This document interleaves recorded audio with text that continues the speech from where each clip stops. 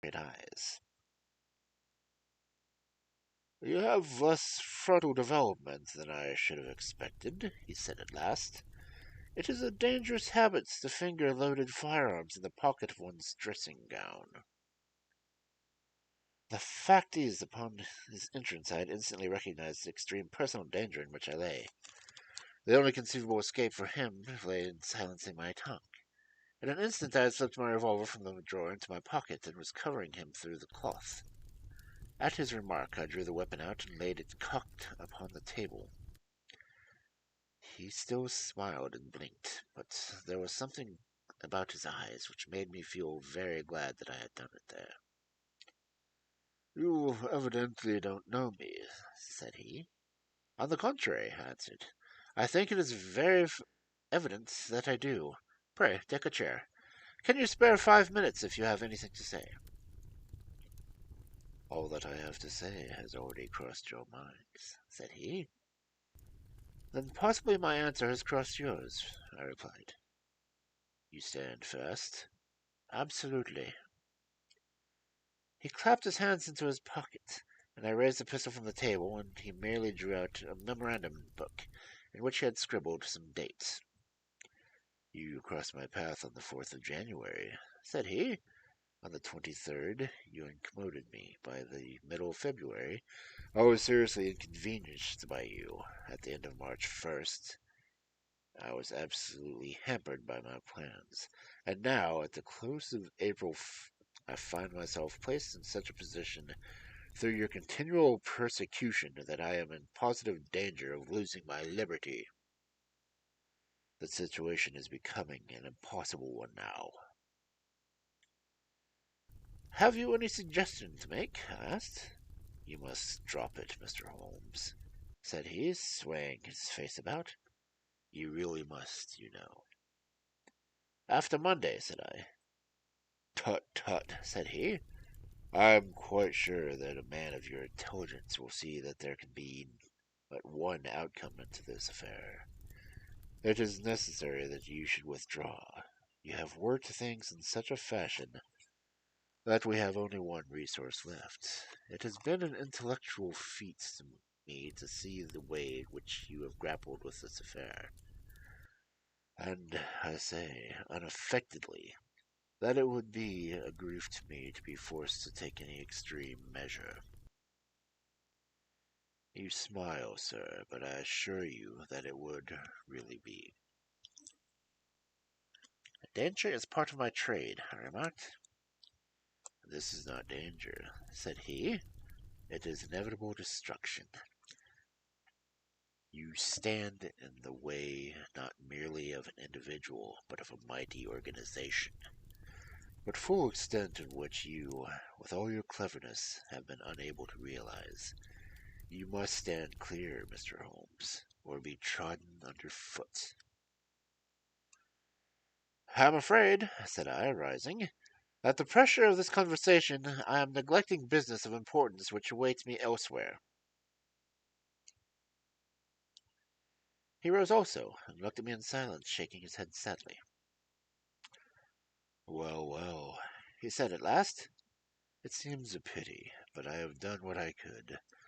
I know every move of your game. You can do nothing before Monday. It has been a duel between you and me, Mr. Holmes. You hope to place me in the dock. I tell you that I will never stand in the dock. You hope to beat me. I tell you that you will never beat me. If you are clever enough to bring destruction upon me, rest assured that I shall do as much to you. You have paid me several compliments, Mr. Moriarty, said I. Let me pay you one in return when I said that I was assured of the former eventuality. I would, in the interest of the public, cheerfully accept the later. I can promise you the one, but not the other. He snarled, and so turned his rounded back upon me and went peering and blinking out of the room. It was a singular interview with Professor Moriarty. I confess that it left an unpleasant effect upon my mind. His soft, precise fashion of speech leaves me conviction of sincerity, which a mere bully could not produce. Of course, you will say, why not take police precautions against him? The reason is that I am well convinced that it is the form of his agents the blow would fall. I have the best of proofs that it would be so. You have already been assaulted? My dear Watson, Professor Moriarty is not a man who lets grass grow under his feet. I went out midday to transact some business in Oxford Street. As I passed the corner which leads to Betneck Street and to Welbeck Street, crossing a two-horse van furiously driven whizzed around and was on me in a flash.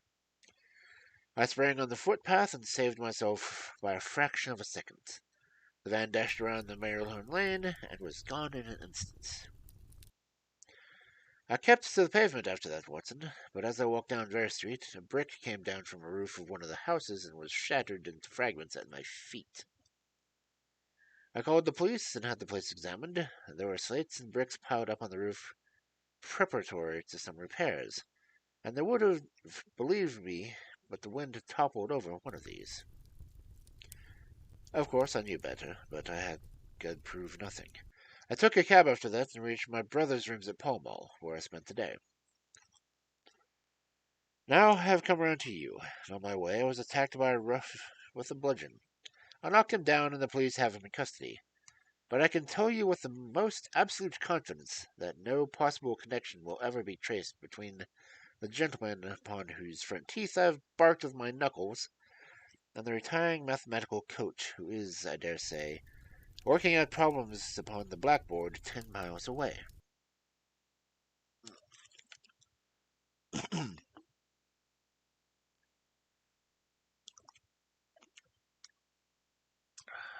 you.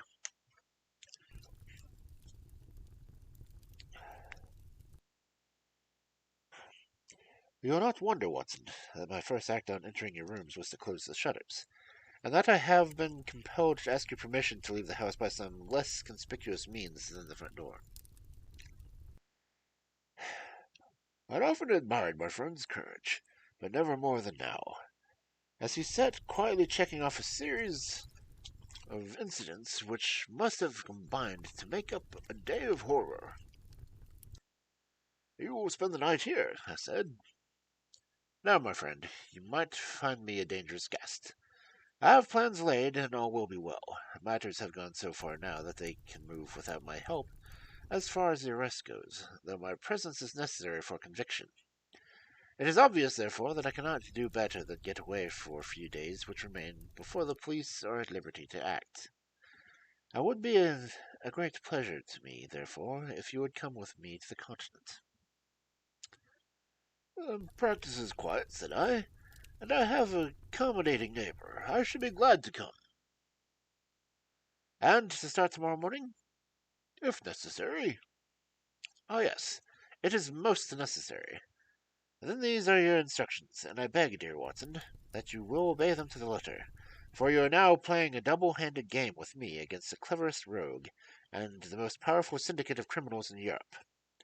Now listen, you will dispatch whatever luggage you intend to take to a trusty messenger unaddressed to Victoria tonight. In the morning you will send for a hansom, desiring your man to take neither the first nor the second which may present itself. Into this hansom you will jump, and you will drive to the Strand end of the lower arcade, handing the address to the cabman upon the slip of paper, with a request that he will not throw it away. Have your four ready, and the instant that your cab stops, dash to the arcade, timing yourself to reach the other side in a 9:15. You will find a small brougham waiting close to the curb, driven by a fellow with a heavy black coat tipped with a collar of red. Into this you will step, and you will reach Victoria in time for the Continental Express. Where shall I meet you? At the station. The second first-class carriage from the front will be reserved for us. The carriage is a rendezvous, then? Yes. It was in vain that I asked Holmes to remain that evening. It was evident to me that he thought he might bring trouble to the roof he was under, and that was the motive which impelled him to go. With a few hundred words as to our plans on the morrow, he rose and came out with me to the garden, clambering over the wall which leads to Mortimer Street, and immediately whistled for a hansom, in which I heard him drive away. In the morning I obeyed Holmes's injunctions to the letter. A hansom was procured with the precautions that would prevent it from being one that was readily placed as this, and I drove immediately after breakfast to the Lower Third Arcade, which I hurried to the top of speed.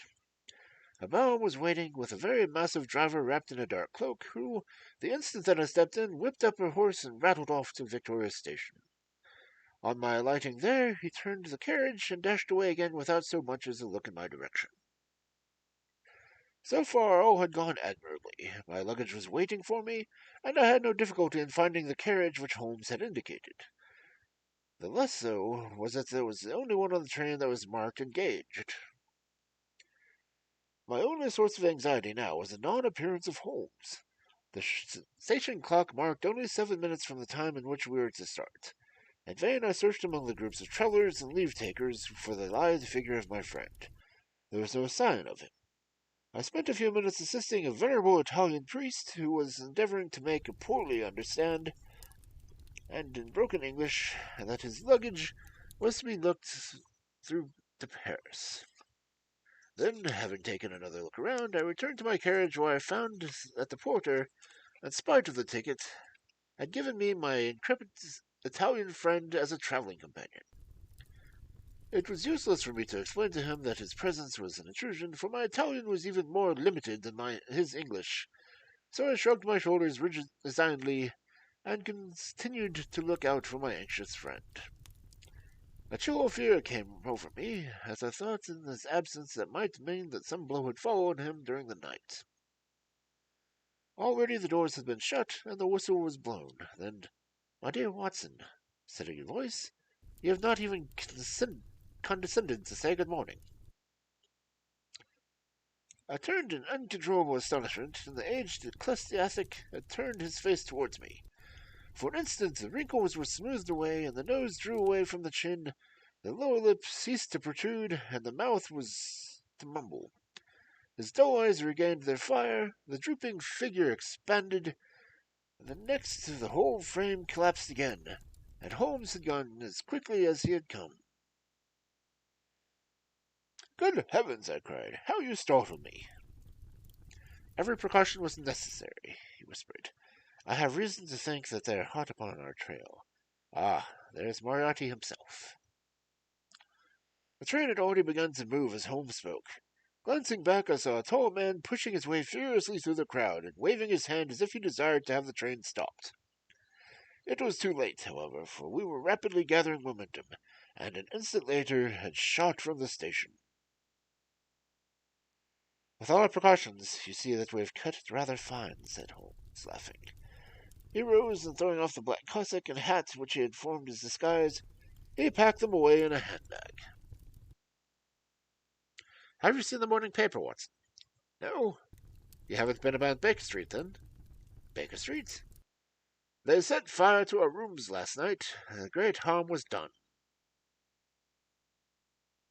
"Good heaven, Holmes, this is intolerable!" "They must have lost track completely after the bludgeon man was arrested. Otherwise I could not have imagined that I would return to our home. They have evidently taken the precaution of watching you, however, and that was what brought Moriarty to Victoria. You could not have made any slip on coming." "I did exactly as you advised." "Did you find your brougham?" "Yes, it was waiting." "Did you recognize your coachman?" "No." "It was my brother Mycroft. It was an advantage to get about in the case without taking a mercenary into our confidence. But we must plan what we are to do about Moriarty now. As this is an express, and as the boat runs in connection with it, I should think we have shaken him off very effectively."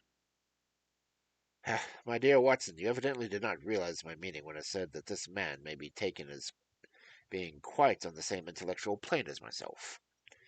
You do not imagine that if I were the pursuer, I should allow myself to be baffled by so slight an obstacle. Why, then, should you think so meanly of him?" "What will we do?" what I should do. What would you do then? Engage a special. But it must be late.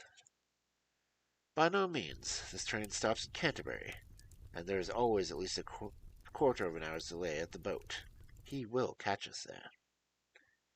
One would think that we were criminals. Let us have him arrested on his arrival.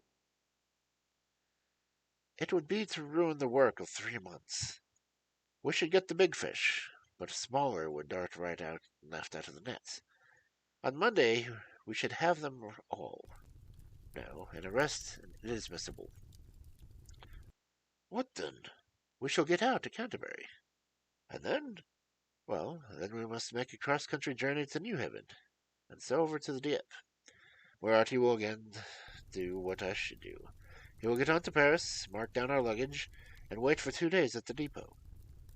In the meantime, we shall treat ourselves to a couple of carpet-bags, encourage the manufacturers of the countries through which we travel, and make our way over to leisure to Switzerland via Luxembourg and Baus.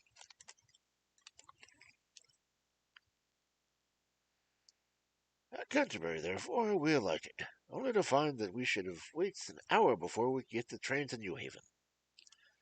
I was still looking rather ruefully at the rapidity of appearing luggage van which contained my wardrobe, when Holmes pulled my sleeve and pointed up the line. Already, you see, said he. Far away from among the Kish woods there rose a thin spray of smoke. A minute later, a carriage and engine could be seen flying along the open curve which leads to the station. We had hardly time to take our place behind a pile of luggage when it passed, with a rattle and a roar, beating a blast of hot air into our faces. There he goes, said Holmes, as we were watching the carriage swing and rock over the points. There are limits, you see, to our friend's intelligence. It would have been a coup de maître had he deduced that I would deduce and acted accordingly. And what would have to be done if he had overtaken us? There cannot be the least doubt that he would have had a murderous attack on me. It is, however, a game at which two may play. The question now is whether we should take the premature lunch here, or run our chance of starving before we reach the buffet in New Haven. We made our way into Brussels that night and spent 2 days there, moving on the third day as far as Strasbourg. On the Monday morning, Holmes had telegraphed to the London police, and in the evening we found the reply waiting for us at our hotel. Holmes tore it open, and then with a bitter curse hurled it into the grate. I might have known it, he groaned. He has escaped. Moriarty? They have secured the whole gang with the exception of him. He has given them the slip, of course. When I left the country there was no one to cope with him. But I did think that I had put the game into their hands. I think that you had better return to England, Watson. Why? Because you will find me a dangerous companion now. This man's occupation is gone. He is lost if he returns to London. If I read his character right, he will devote his whole energies into revenging himself upon me. He said as much in our short interview, and I fancy he meant it. I should certainly recommend you to return to your practice. It was hardly an appeal to be successful with one who was an old campaigner as well as an old friend. We sat in the Strasbourg Salle à Manger, arguing the question for half an hour. But the same night we had resumed our journey, and were well on our way to Geneva. For a charming week we wandered up the valley of the Rhone, and then, branching off at Luc, we made our way over to the Gemini Pass, still deep in snow, and so by way of Interlaken to Miergenen. It was a lovely trip for the dainty green of spring below, the virgin white of the winter above. But it was clear to me that never for one instant did Holmes forget the shadow which lay across him. In the homely Alpine villages or in the lonely mountain passes, I could still tell by his quick glancing eyes and his sharp scrutiny of every face that pressed us, that he was still convinced that where we could not walk ourselves out of danger which dodging our footsteps. Once I remember, as we passed over the Gemmi, and walked among the border of the melancholy Dabagnès, A large rock which had been dislodged from the ridge upon our right clattered down and roared into the lake behind us. In an instant Holmes had raced up to the ridge, and, standing upon a lofty pinnacle, craned his neck in every direction. It was in vain that our guide assured him that the fall of stones was a common chance in the springtime in that spot. But said nothing. He just smiled at me with an air of a man who sees the fulfillment of which that he expected. And yet, for all his watchfulness, he was never depressed. On the contrary, I can never recollect seeing him in such exuberant spirits. Again and again he recurred to the fact that if he could be assured that society was free to Professor Moriarty, he would cheerfully bring his own career to a conclusion. I think that I may go so far as to say, Watson, that I have not lived wholly in vain, he remarked.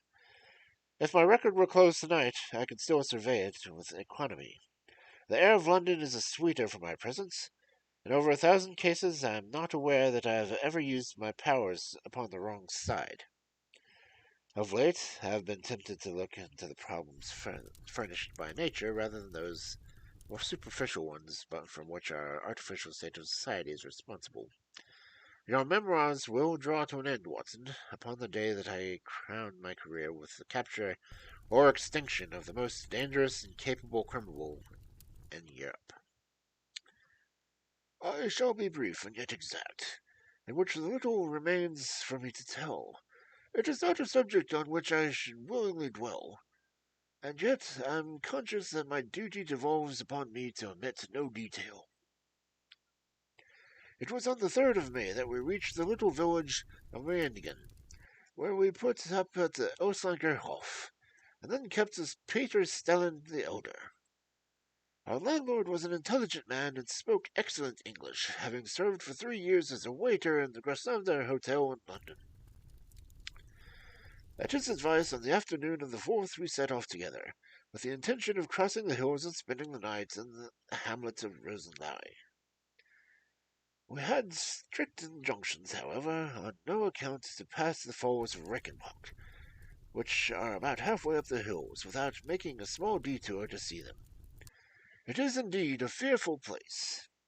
The torrent, swollen by the melting snow, plunges into a tremendous abyss, from the spray of which rolls up like smoke from a burning house. The shaft into which the river hurls itself is an immense chasm, lined by glistening coal-black rock, and narrowing into a creaming, boiling pit of incalculable death, which brims over and shoots the steam onward over its jagged lip. The long sweep of green water roaring down forever, and the thick, flickering curtains of spray hissing forever upward, turn a man giddy with their constant whirl and clamor. We stood near the edge, peering down at the gleam of the breaking water far below us against the black rocks, and listening to the half-human shout which came booing with the spray about the abyss. The path was cut halfway round, and fall to afford a complete view, but it ends abruptly, and the traveler has returned as he came. We had turned to do so when we saw a Swiss lad coming along with a letter in his hand. It bore the mark of the hotel which we had just left, and was addressed to me by the landlord. It appeared that within a very few minutes of our leaving, an English lady had arrived, who was in the last stage of consumption.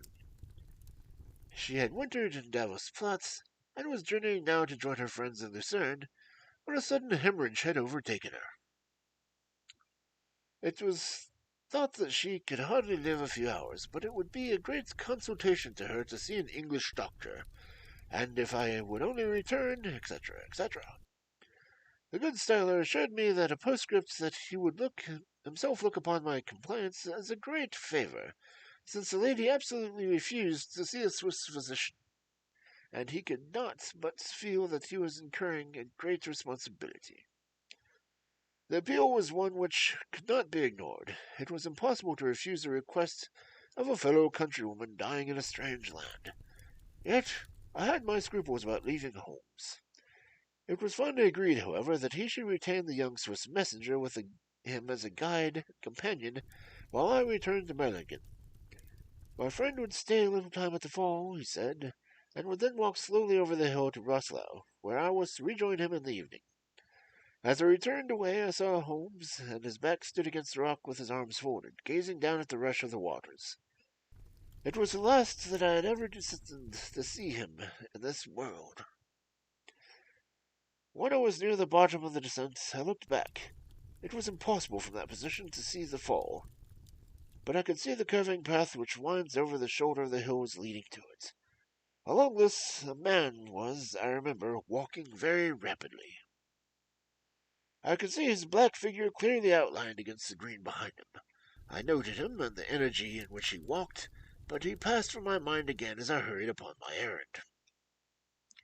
It may have been a little over an hour before I reached Meringen. Lord Styler was standing in the porch of his hotel. "Well," said I, as I came hurrying up, "I trust that she is not worse." A look of surprise passed over his face, and at first the quiver of his eyebrows, my heart turned to lead in my breast. "You did not write this," I said, pulling the letter from my pocket. "There is no sick Englishwoman in the hotel." "Certainly not," he cried, "but it has a hotel mark upon it. Ha! It must have been written by that tall Englishman who came in and out after you had gone." He said, but I waited for none of the landlord's explanation. In a tingle of fear, I was already running down the village street and masking for the path in which I had safely descended. It had taken me an hour to come down. For all my efforts, 2 more had passed before I found myself at the fall of Reichenbach once more. There was Holmes's alpenstock still leaning against the rock by which I had left him. But there was no sign of him, and it was in vain that I shouted. My only answer was my own voice reverberating in the rolling echo of the cliffs around me. It was the sight of the alpenstock which turned me cold and sick. He had not gone to Rosenau, then. He had remained on that 3-foot path, with sheer wall on one side and sheer drop on the other, until his enemy had overtaken him. The young Swiss lad was gone too. He had probably been in the pay of Moriarty, and had left the 2 men together. And then what had happened? Who was to tell what had happened? I stood for a minute or two to collect myself, for I was dazed with the horror of the thing. Then I began to think of Holmes's own methods, and tried to practice them in the regarding this tragedy. It was, alas, only too easy to do. During our conversation, he had not gone to the end of the path, and the alpenstock marked the place where we had stood. The brackish soil was kept forever soft by the incessant drift of spray, and a bird would leave its tread upon it. 2 lines of footmarks were clearly marked along the farther end of the path, both leading away from me. There were none returning. A few yards from the end of the soil was all ploughed up into a patch of mud, and the brambles and ferns which fringed from the chasm were torn and bedraggled. I lay upon my face and peered over the spray spouting up around me. It had darkened since I left, and now I could only see here and there the glistening of moisture upon the black walls, and far away down in the end of the shaft of the gleaming broken water. I shouted, but only had the same half-human cry from the fall was borne back in my ears. But it was destined that I should, after all, have the last word of greeting from my friend and comrade. I have said that his alpenstock had been left in the path, leaning against the rock which jutted onto the path. From the top of this boulder, the gleam of something bright caught my eyes, and raising my hand, I found that it came from a silver cigarette case which he used to carry. As I took it up, a small square of paper upon it lay fluted round on the ground. Unfolding it, I found that it consisted of 3 pages torn from his notebook and addressed to me. It was characteristic of the man that the direction was precise, and the writing was firm and clear, as though it had been written in his study.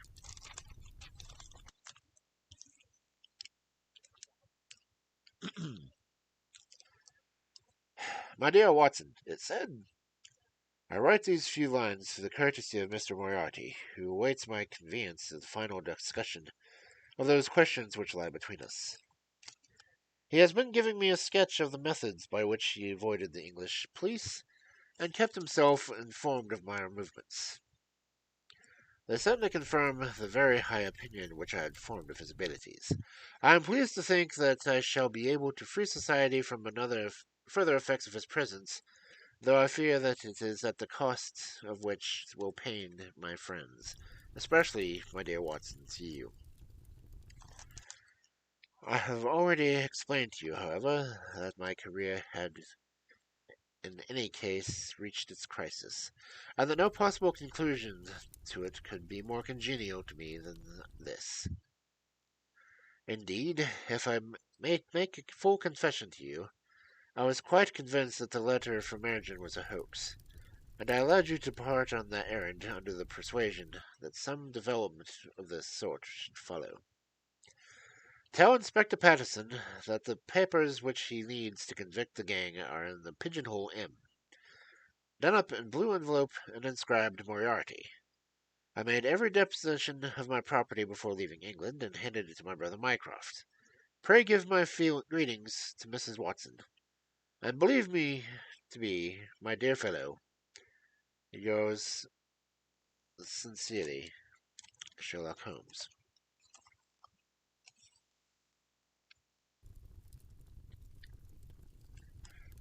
A few words will suffice to tell that little remains. An examination by experts leaves little doubt the personal contest between the two men ended, as it could hardly fail to end in such a situation.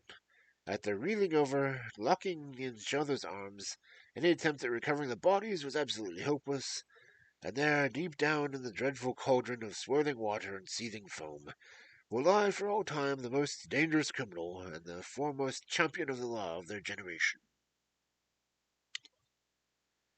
The Swiss youth was never found again, and there can be no doubt that he was one of the numerous agents whom Moriarty kept in his employ. As for the gang, it will be within the memory of the public how completely the evidence which Holmes had accumulated exposed their organization, and how heavily the hand of the dead man weighed upon them.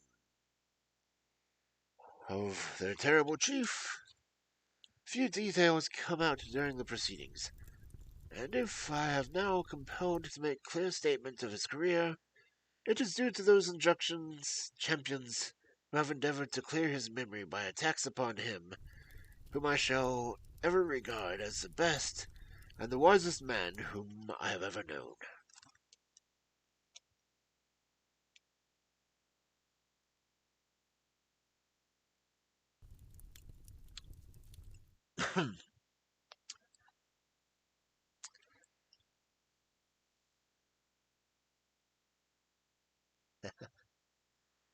Well, well.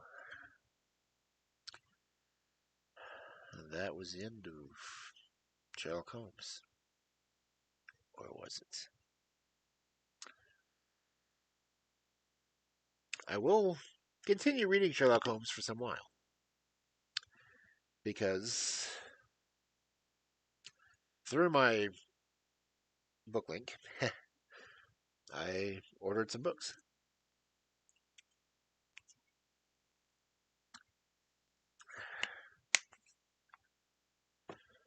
So this is the end of this book.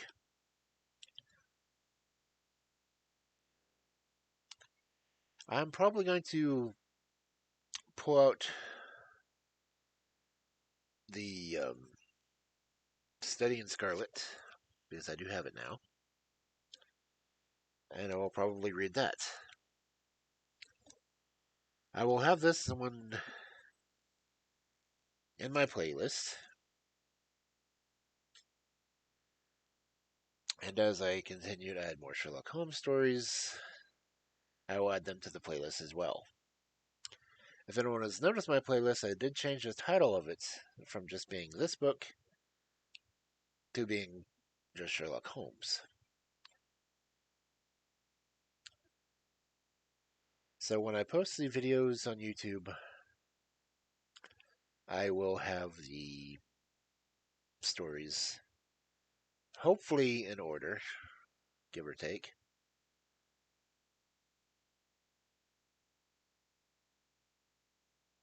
and I will try to get them all in there.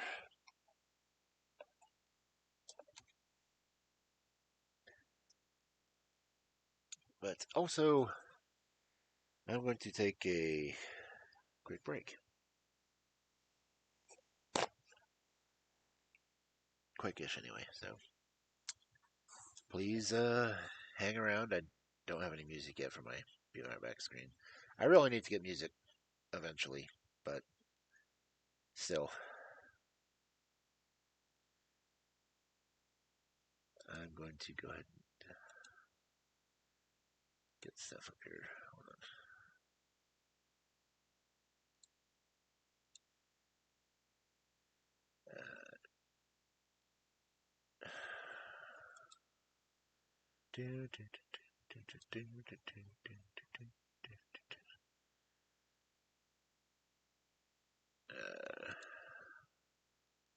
I didn't bother putting any things on my Be Right Back screen.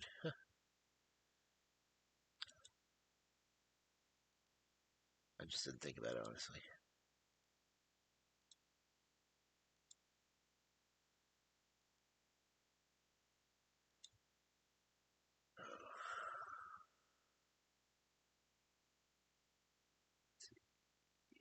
Okay, that should be over. Anyway, I'll be back in a bit.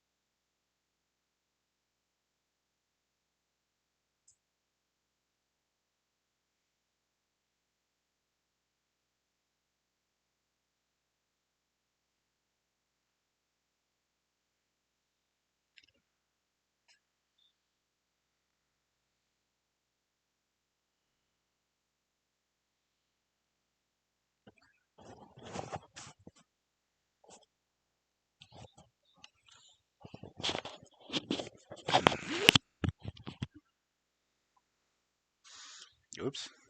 I guess one of the microphone was muted. Guess not.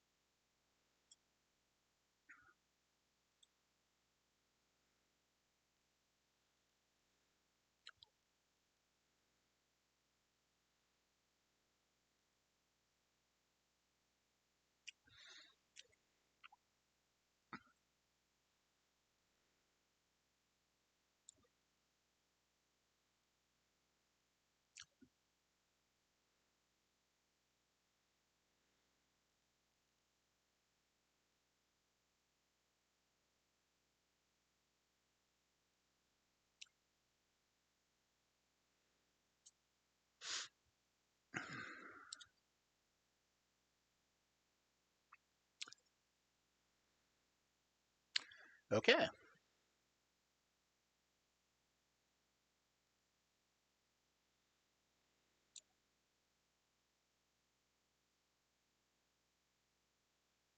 Okay, I don't see. Oh, no. Hold on. Oh, damn, that's loud.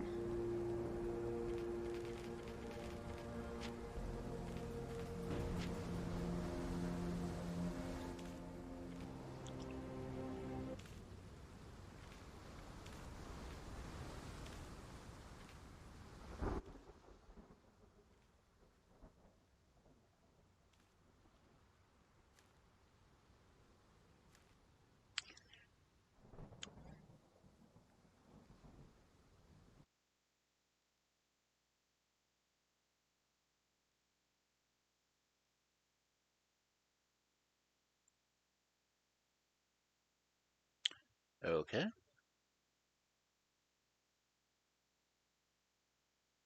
I don't hear the game.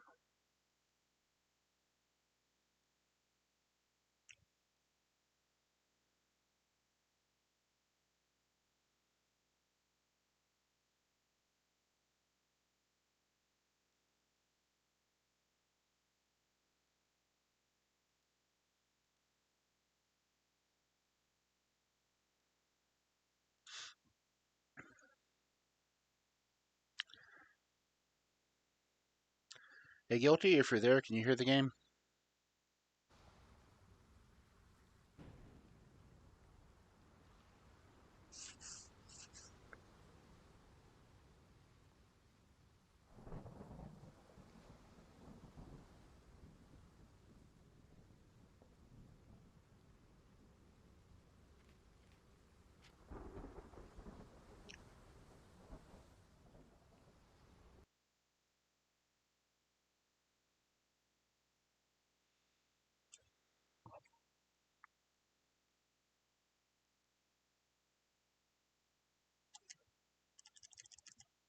Oh, come on, doing. No, let me play with my controller.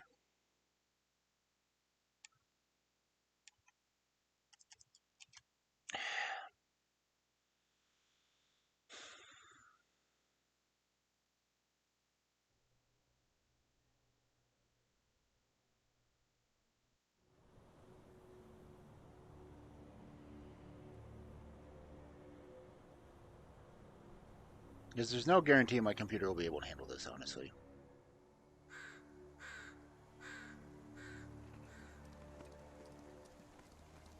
Hey, Pup Penguin.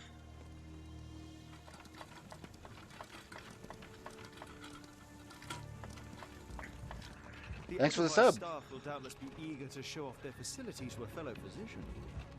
I have already taken the liberty of sending a letter on your behalf to request a visit. And what of you? I shall be pursuing other avenues. Should you see anything troublesome or improper, simply notify the local authorities. Otherwise, try a little analysis yourself. You know my methods. Apply them. Before you alert too much, can you hear the game?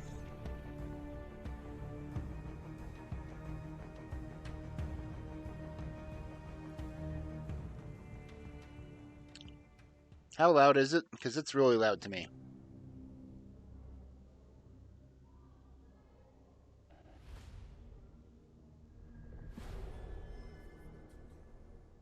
Okay.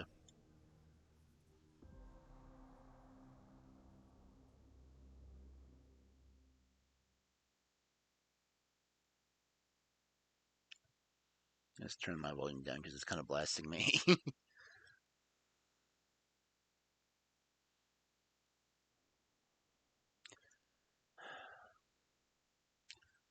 I was hoping I could play this with my controller, but it does not look like it's going to let me. Dang it. I'm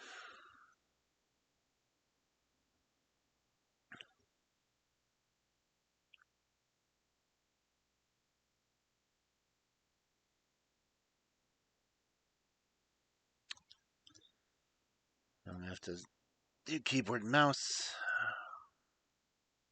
which I'm horrible with.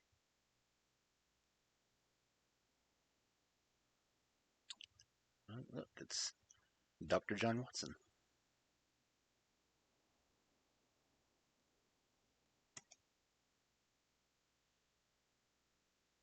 Go.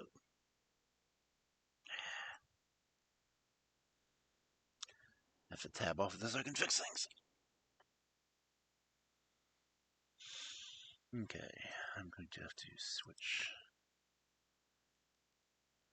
to my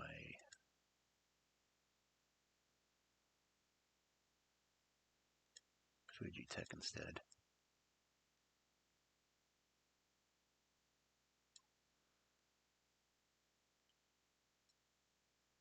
Because I'm not going to be able to keep up with face capture on this. Which means I need to open my Discord. Oh. Okay,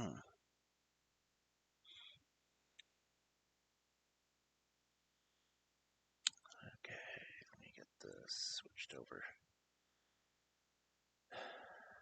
The only downside about doing this, I have to adjust settings so I can do things properly.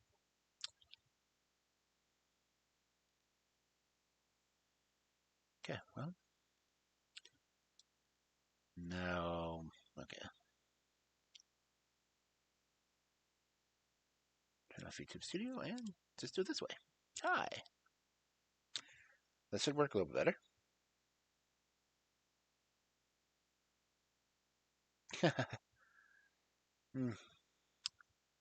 And now I'm PNG streaming.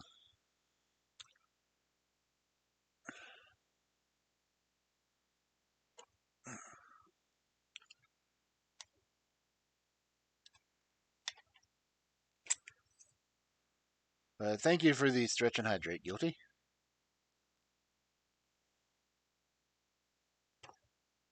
But now I can actually move closer enough to worry about messing up my camera shot. So, there. Huh. Oh.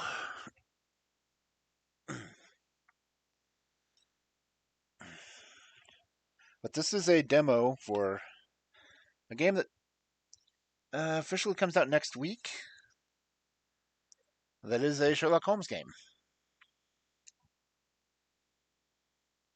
Which I guess I really need to change the title.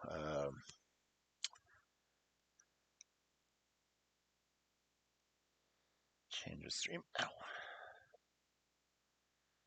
Watson's just standing there talking to himself.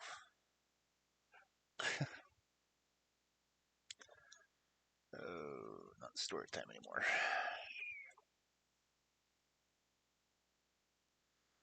So Sherlock Holmes, The Awakened demo.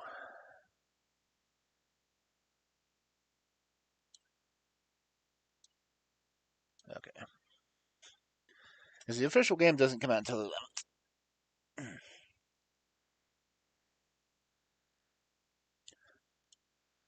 Okay, let's see how badly I play this. So, WASD, look around, okay. And let's, over here.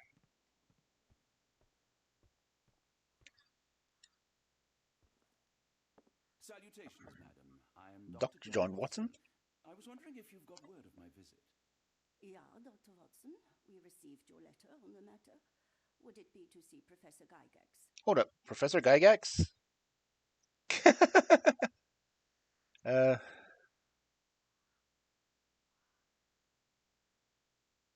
Yes, this is correct. At their earliest convenience, yes. I shall try not to take up too much of their valuable Like, time. Gary Gygax, the guy who came out with Dungeons and Dragons? Everyone should know that name? Your girl has made remarkable progress. See? Take a look for yourself. My apologies for keeping you waiting, Dr. Watson. Oh, God, her I eyes. understand how medical work can make one lose track of time. Do not be sorry, Professor. I too know the importance of closely attending to patients. The work hardly stops here, yet the satisfaction of perfecting the mind compels us to persevere. I take it you welcome many a soul into your establishment? Admissions, yes. Visitors, though? I am curious as to what brought you to the Schwarzes Edelweiss. Word of mouth. An article I read back in London spoke highly of your institution. But Man, my rather than audio take is delayed on my this. word for it, I thought I would see things for myself. My asylum's reputation precedes it, then.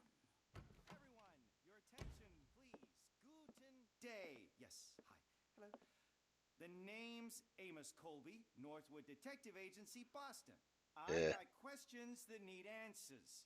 Bostonian. Who's in charge here? What seems to be the matter, Dr. Watson? You can tell me. By Jove, it cannot be him.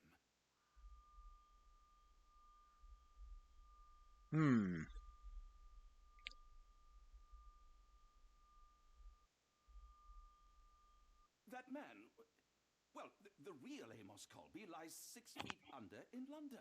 No. In my line of work, it can't wait. The longer it takes If me to you get wish to to the recuperate, truth, the Dr. more lives Watson, are you may placed avail in harm's yourself of way. the guest room. But I have so much more to discuss. Nurse, if you'd be so kind as to escort Dr. Watson to the guest room. Herr Colby, from Northwood Agency? How unexpected. I am Professor Gygax. I would be happy to answer your questions in the examination room. Look, Professor, unless you got any clues as to the whereabouts of...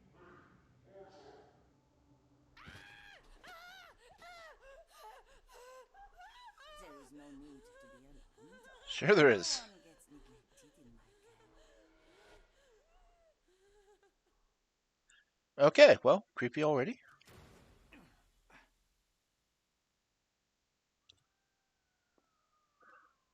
Now, let's not resort to brute force. Do not worry, Herr Colby. My methods are rather more delicate. Okay, this is already creepy. Okay, do not inject glowing blue liquid into people. I do not suggest.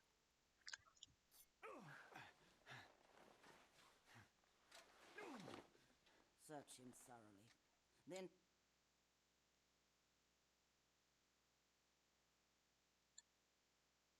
The hell?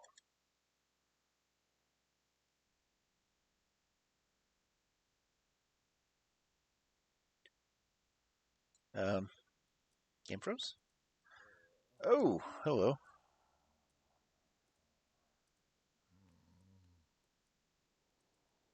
Wait a minute. The unmistakable scent of alcoholism. Did you walk through their doors as I did, or did they collect you off the streets? Okay. The unmistakable scent of alcoholism. Did you walk through their doors as I did? Do I have or did bread? they collect you off the streets? Okay, can't do anything there. Seems to be chains on the ground. Nice. Oh crap! I gotta pick a lock.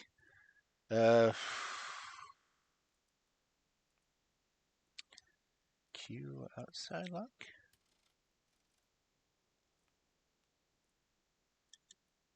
What? Okay. That's gonna be. Oop. Okay. Right. Okay.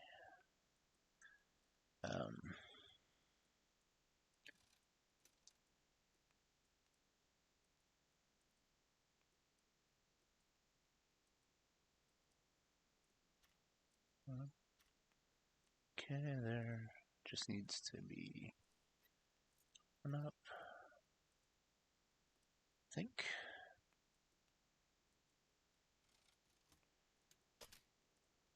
Okay, the second one needs to be a lot higher. Okay.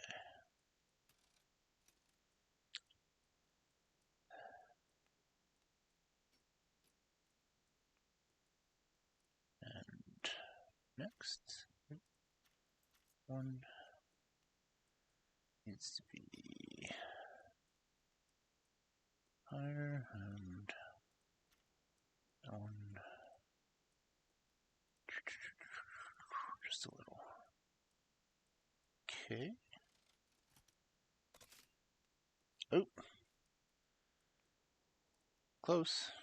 But no cigar. Man, there's a lock picking thing on this. Okay. You up one. And you up one more. And go in. And enter.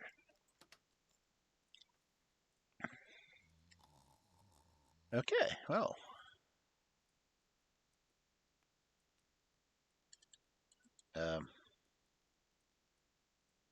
Yeah.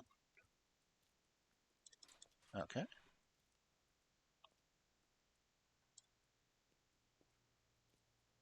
Why is there a warrant? Not the typical tool for a nurse. No, I'd hope not. A truncheon, not the typical tool for a nurse. Cannot pick it up. Guess not. Hold left shift to run. That does not bode well.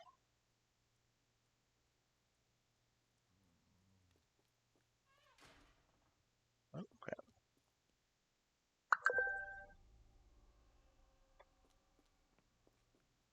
You there! I command you to free me at once. I'm not sure that's a great idea at the moment. How dare you deny me? I must have my revenge against the lickspittles upstairs. Unfortunately, Lickspittles? I'm here to stop the very same people. You are? Indeed. But first, I must discover all I can about this institution. Tell me, have you witnessed the arrival of any foreign patients? Tell me? The goal, the impertinence to bark such orders. Please, we don't have time for this. Do you know with whom you speak? No, I don't. I am the great Napoleon. Nut job.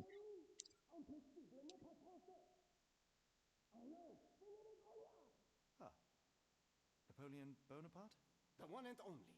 Emperor of the French, first consul of the Republic, leader of La Grande Armée. Once I am free and have exacted my revenge against the guards who ridicule me, I shall rest happy in the arms of my beloved Josephine. Right. Nut job. Well, I will leave you to your scheming, Emperor. Okay, patient needs guards. Okay, well.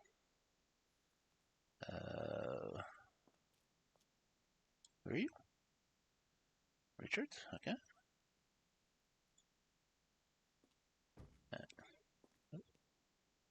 There's a rat. Hans Winkler. Okay. Oh, look, science lab. Okay, anyone else in here?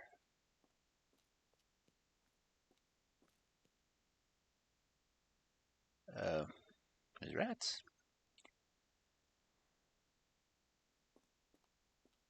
Okay. This is where I was? No, different room. Oh, this was where I was. Okay. So, what's that say? Examination room. Unfortunately, no sprechen Sie Deutsch. Oh, whoa.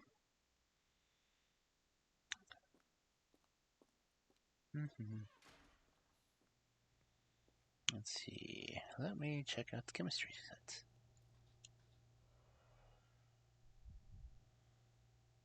What the heck? Okay, let's check this out. Inspect. Okay, not letting me hold and inspect anything. Nice battery. Any chemist would envy the quality of this equipment. I do kind of envy the equipment. The final product, ready to cure madness, or to push one deeper into its grasp. Sounds like fun. Oh, something else I'm supposed to see? Okay, I can't look away from the table, so something else here. Oh, what else am I looking at?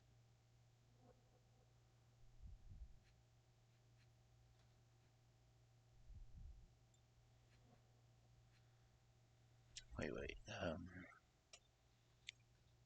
Oh, okay, I can move around the table. Raw materials used to formulate medicine. With this equipment, they can create any type of medication.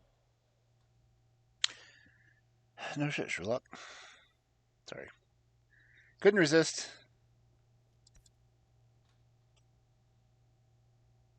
Really? Huh. My syringes? Yeah, put them back. Okay, let's over here. Let's see, patient, LOSK. Dermatillomania. Oh, well, yeah. She likes to rip her own skin off. Marzio, mania, dissociation. He thinks he's insane. Mention Josephine to make him more manageable. Yeah, that would work on him. Go down. Why aren't you scrolling?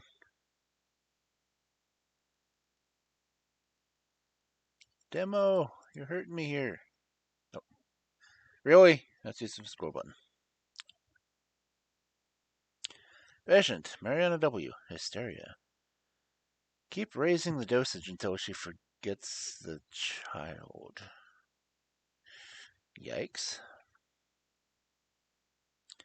And Gina, what? Nose? Oh, yeah. Nurse breakdown. Do not allow any visits. All letters must be destroyed. Alright then.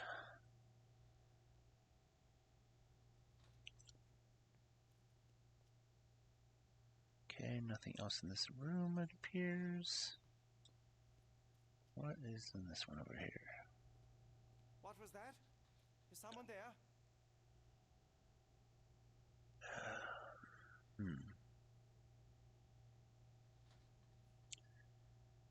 What? Okay.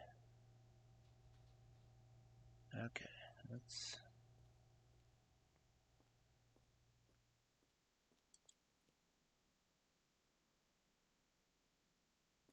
Okay, no.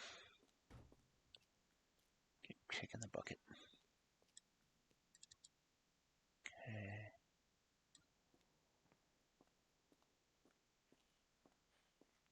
Wait. My heart is pierced by Cupid. I disdain all glittering gold. There is nothing can console me but my jolly sailor bold. Oh, hello. Got a mermaid? Is she?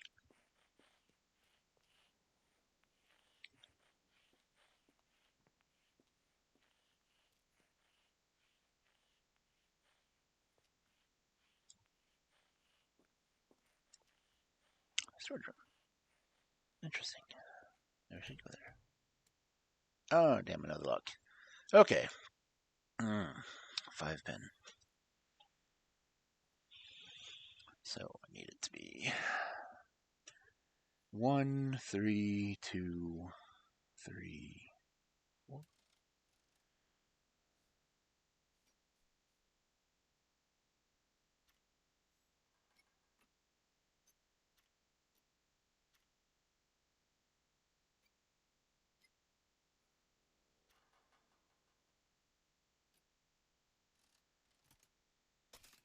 Oh, so close. So I need one more on second, on the third and fourth.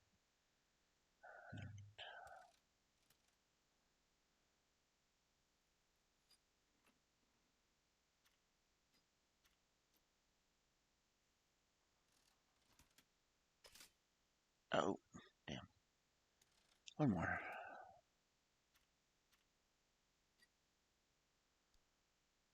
Going.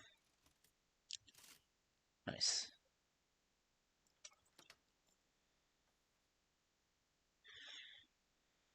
Press Z to highlight. Active. Oh. Wait. Did it ping? Okay. Nice. Anyone in here?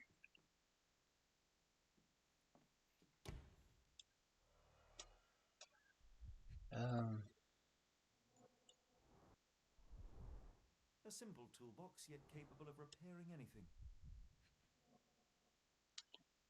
Okay. Hammer. A certificate of appreciation from the municipal councillor to Professor Becker for contributions to the development of medicine in Interlaken. Okay.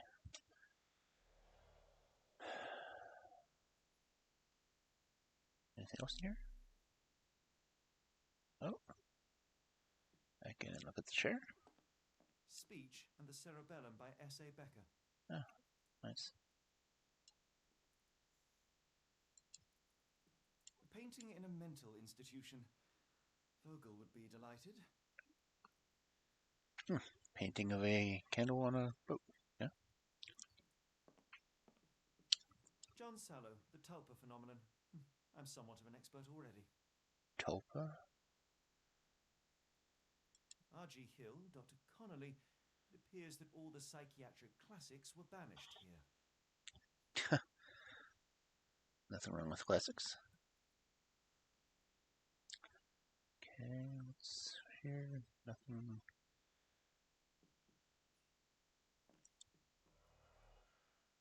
Oh, wow.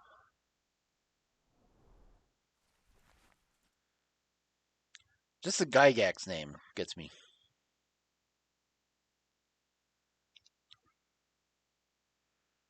I've suffered serious chemical burns by my hands.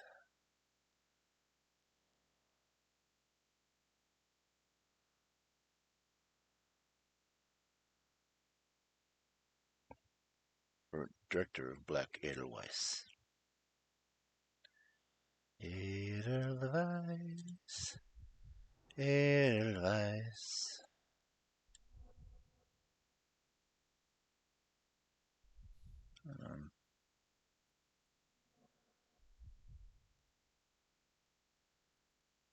It started to let me see the torn up letter.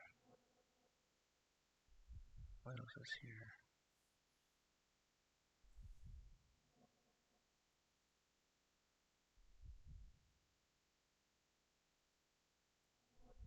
Thing?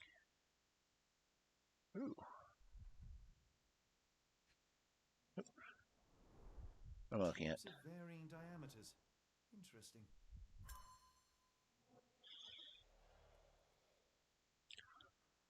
Okay.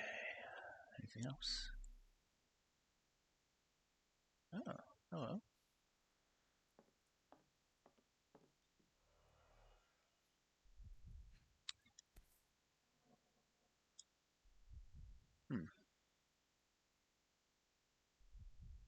Nope. Hello.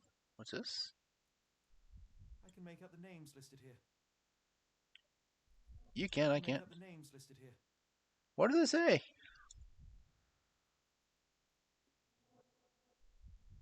I can make out the names listed here. Glad he can, because I can't read it.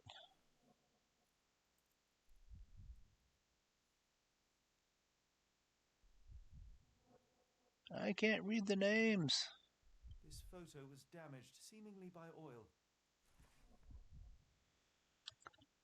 Okay.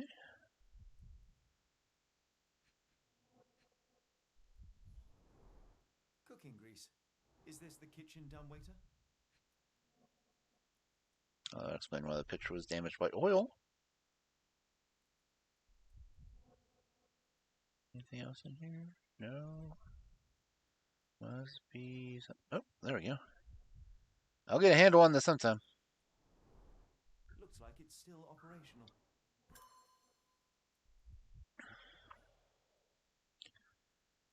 Okay. Alright, so...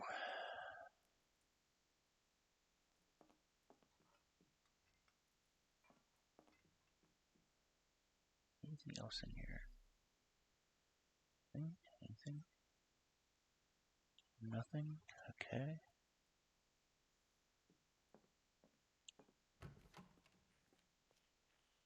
Now... Do I talk to the lunatic?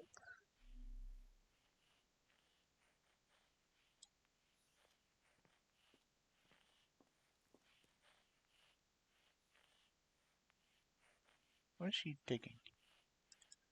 Why can I not talk to her?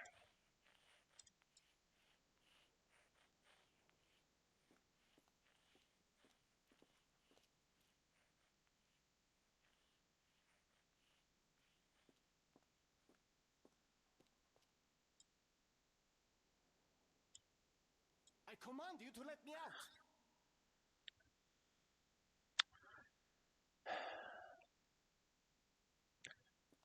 Okay, so...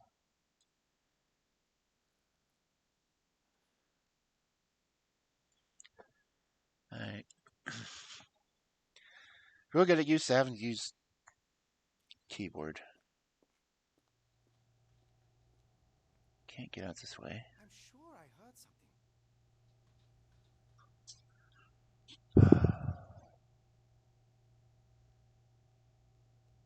Who's there?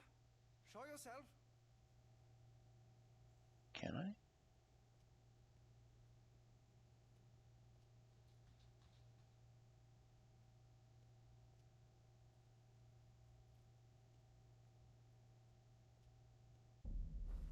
Hey, what are you doing? Okay, so I guess that wasn't the way to do it.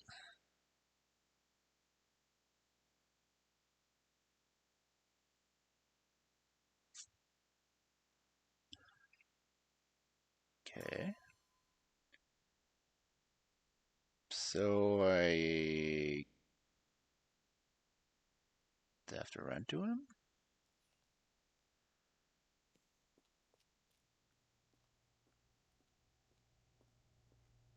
Guess I'll try. I'm sure I heard something.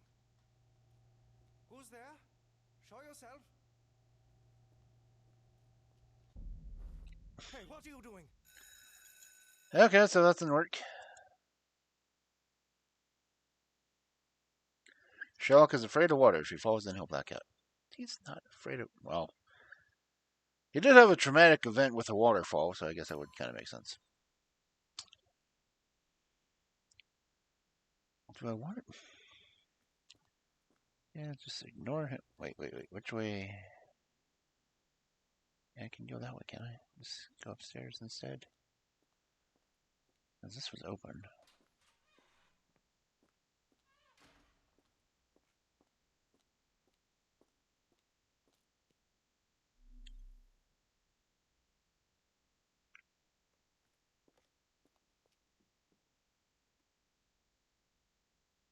Okay, no one in here.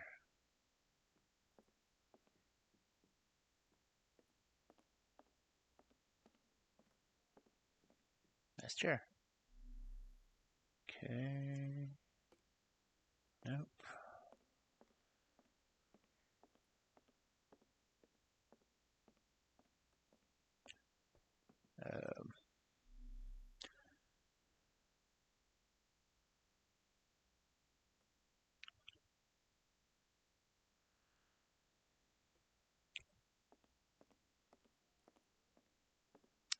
Okay, reception. So that would be the way out. Locked.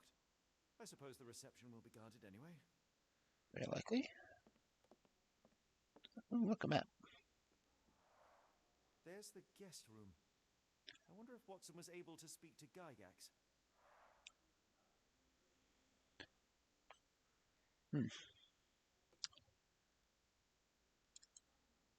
Okay, let's look at this door. Darn. No way I can get past him without being noticed. Well, if the door opened outwards, you could just bludgeon it open and get out. Oh, there's something over there.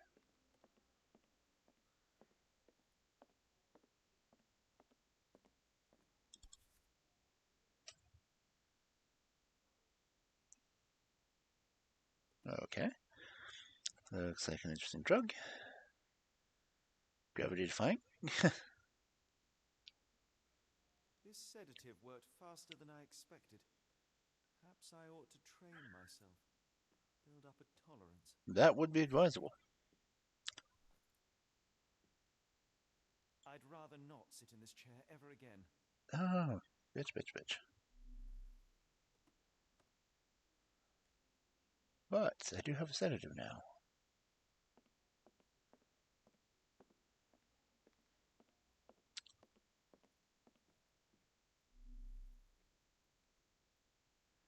So if I go down and get, say, a syringe and load the sedative into it, I can take out someone.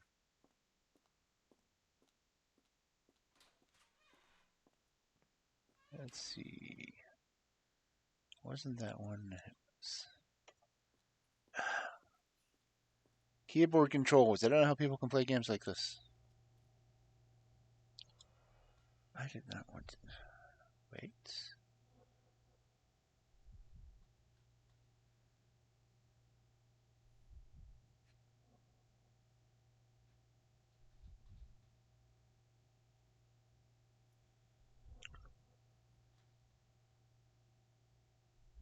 Okay, back at this.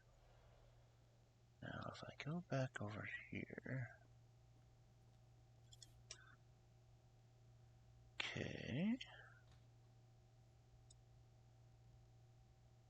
Very sturdy. I might borrow it.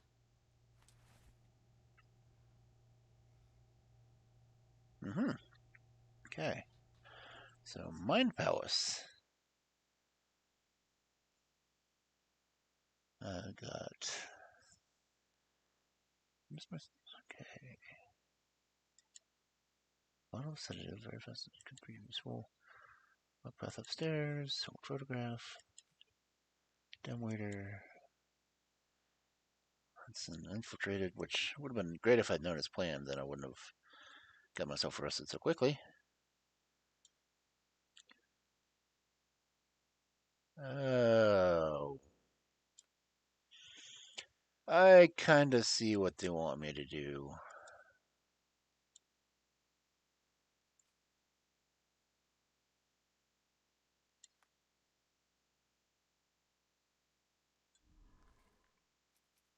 Oh.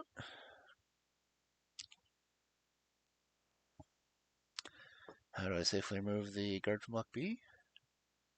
The metal tubes, syringes, and box of sedatives. Yeah.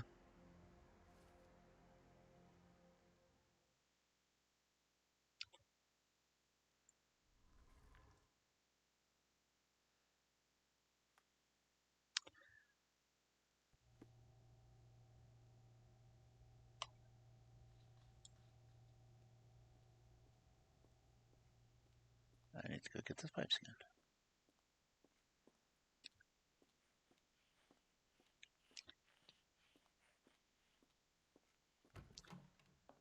do like my logic sometimes.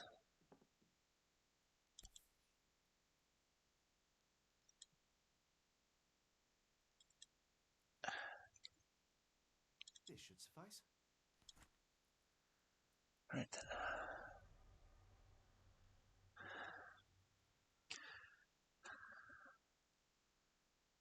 That means I can go back and see how it suggested. Wait.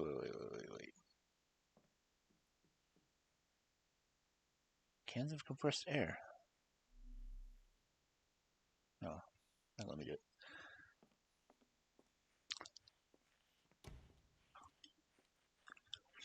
Well, that was okay.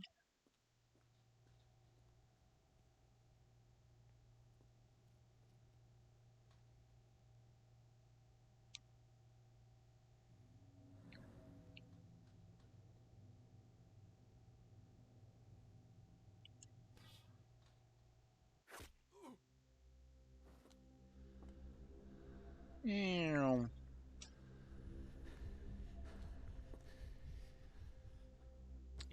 Blunk.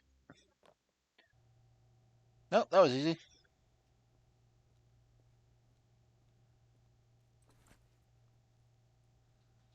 This should be enough to avoid unwanted attention, at least from a distance. Okay. Anything else in here I can use? What do we have over here? Ooh.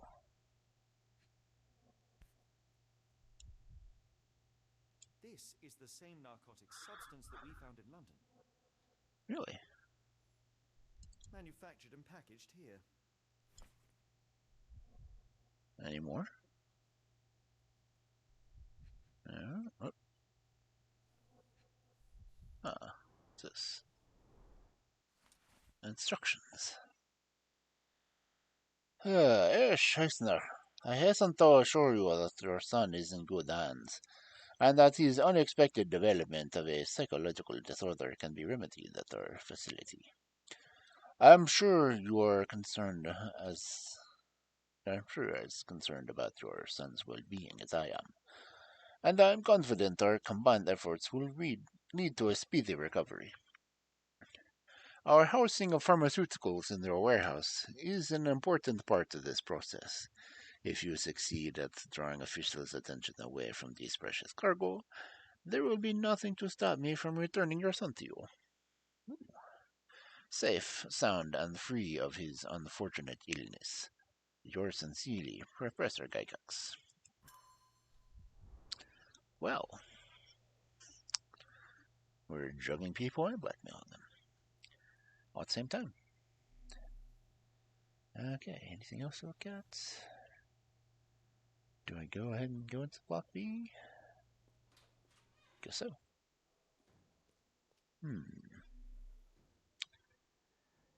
Ooh, what's this side?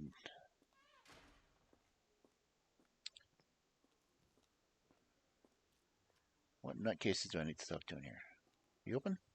No, you're not open. Okay, I can't go that way. Let's go this way. Nice tables.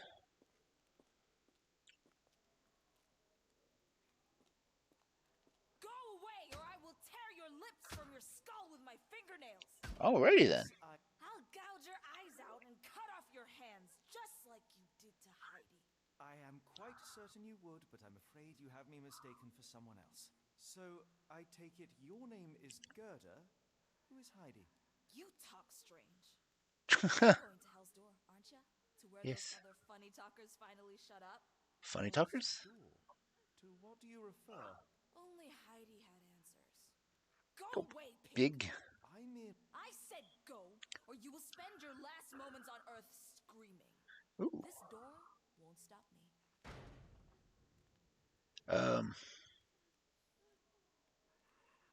She seems nice.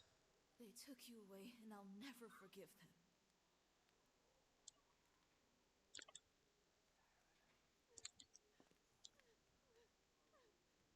Do not enter.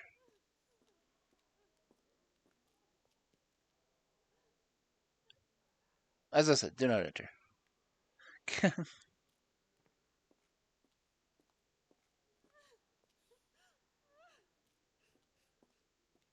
Who are you? No one? No one there? Okay. I hear grunting and growling. And it's not me. Okay. Okay. So back over this way. I'm going direct this way.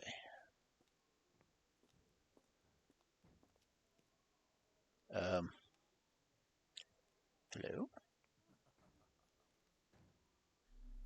Anyone home? No?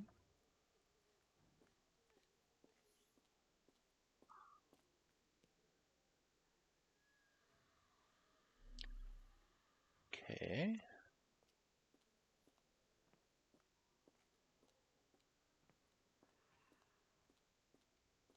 Okay, let's figure out what's going on here. Crazy lady.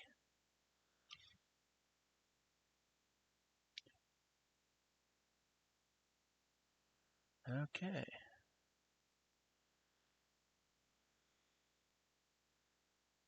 Let's see, what's the letter? Need to look at this apparently.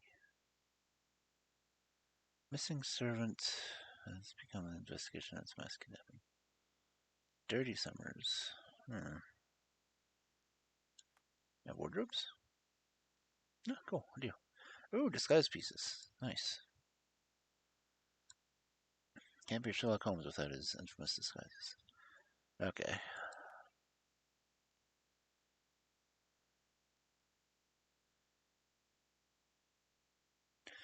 Yeah, it's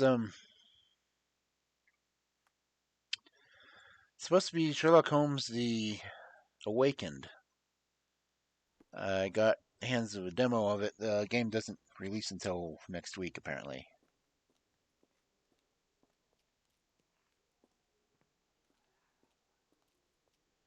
Yeah. So this is Holmes. Yeah, it's supposed to be a cross of Sherlock Holmes and Lovecraft. So all sorts of fun stuff.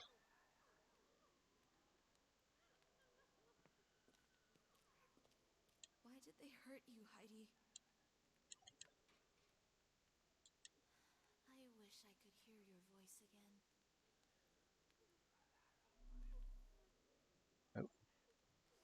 I guess I'm supposed to go in here.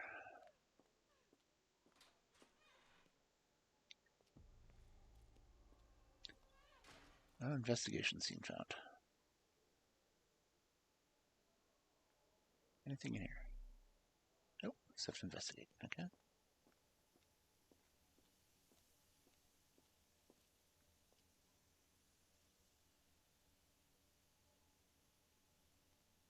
I should really fix those pipes.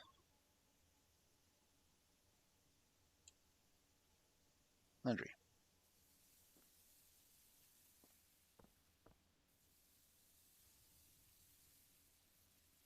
Ooh. It's a nice warm bath.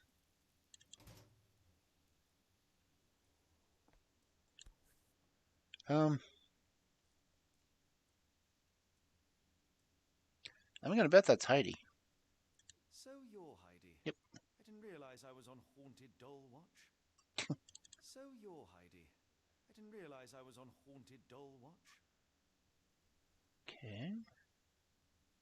Anything special about Heidi? No, they did tear her legs off. Okay.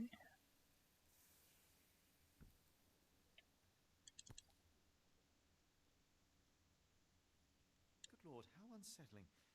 The damage seems intentional.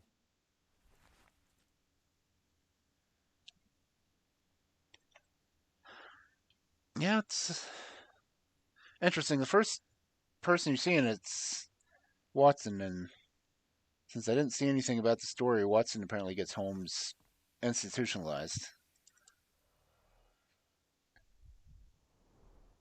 Fabric burnt in the furnace. Okay.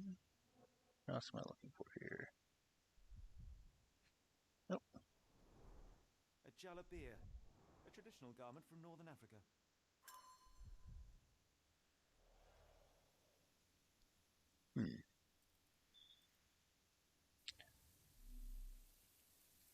Well, I have Heidi, so let's go talk to Gerda. Wait.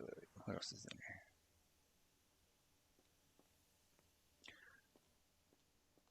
Let's see.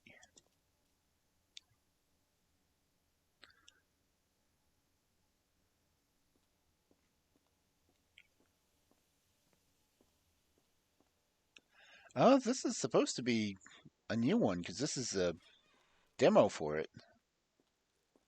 Said the release wasn't until April 11th. I will make them pay for what they did to Heidi.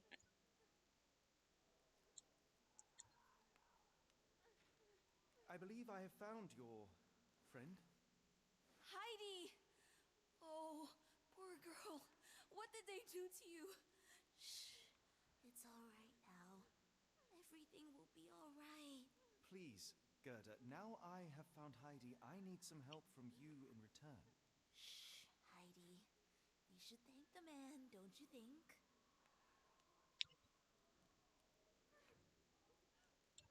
Tell me all you know about those funny-talking people. We'd hear their screams. The guards would take them down the corridor behind you and they'd disappear. And the screams would stop. Okay, do nothing about the Professor doctor. Gygax seems to rule this facility with an iron fist. Do you know anything about her? She's sick. She did nasty things to us. Separated me and Heidi just for fun. Before she got here, this place was all right. Okay, and why are you here, guy? Did you end up in Block B? The nurses say I'm prone to violent outbursts, but they're wrong. I just do what Heidi tells me. That's reassuring. Just do what the doll tells you. Have you ever met Professor Becker? I remember him. He was in charge here before that witch Gygax. But I haven't heard his voice for a long time. Too bad. He was nice. Okay. I shall leave you two to get reacquainted.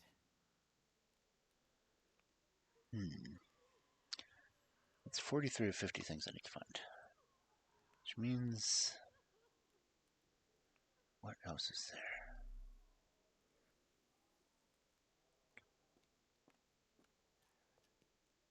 Okay, nothing else.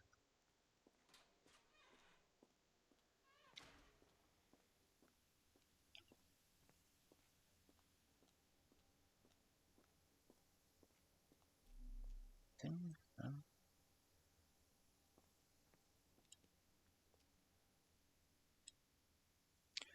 Restricted area.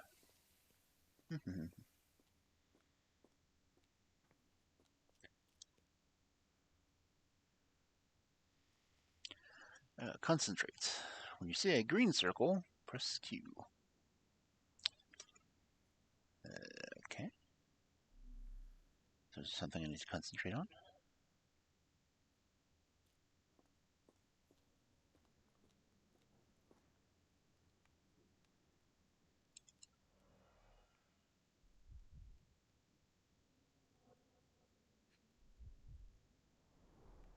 So this is how they kept the prisoners docile and harmless.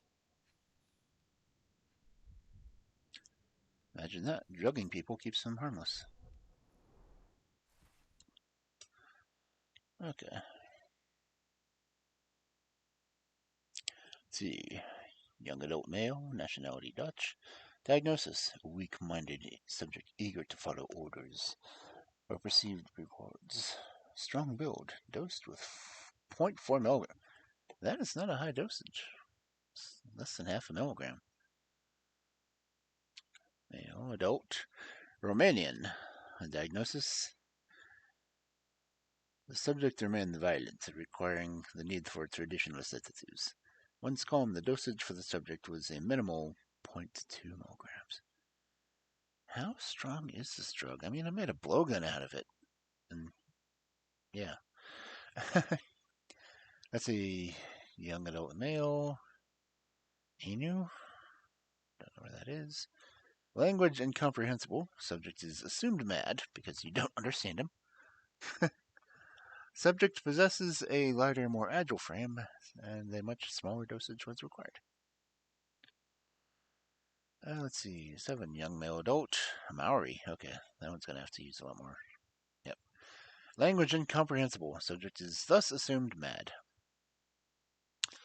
The subject was large and required an above average dosage of 0.8. And no one has required 1 milligram of this yet.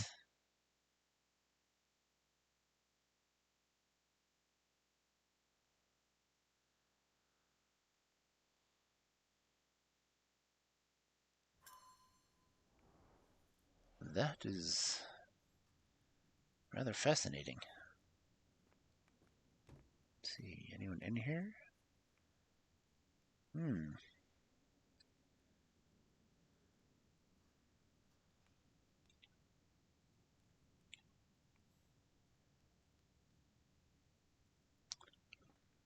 Okay. Oh, what's this? Oh, a green circle.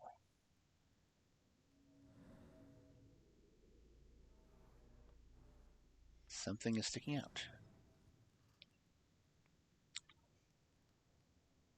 Okay, wait.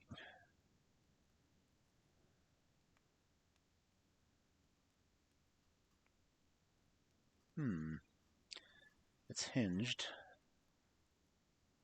An orthodox reliquary commonly found in Eastern Europe, now in a cell halfway up the Alps. I wasn't done with that.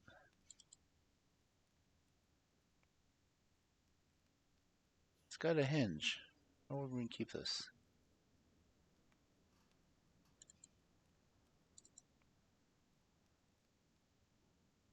An orthodox reliquary commonly found in Eastern Europe, now in a cell halfway up the Alps. Okay. Anything else I need to look at? No.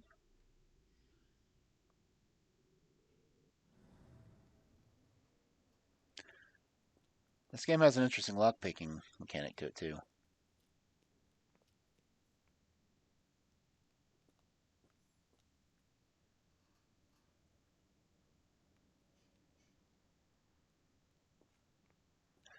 Because the lockpicking, you're actually having to adjust the soft pin to line up everything. Ooh. Interesting.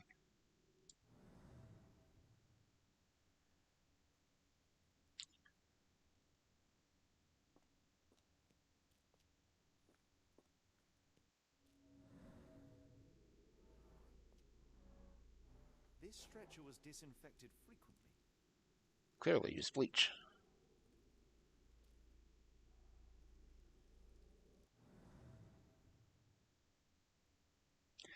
It looks like it will be.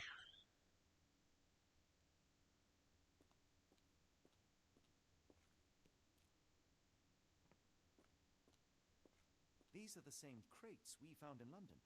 I should take a closer look. But have a good night.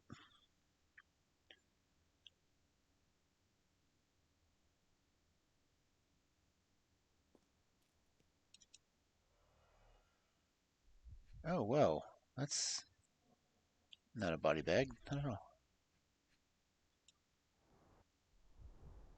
I doubt that one could survive such a journey with this little water.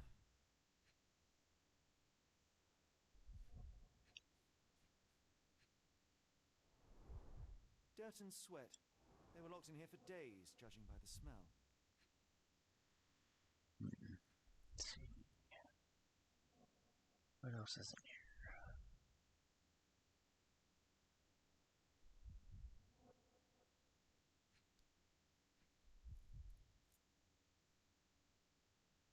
It's a can opener. Oh, of course there's blood. Oh, what? The kidnappers even provided airflow. How generous. Let's see. What else is there about this box?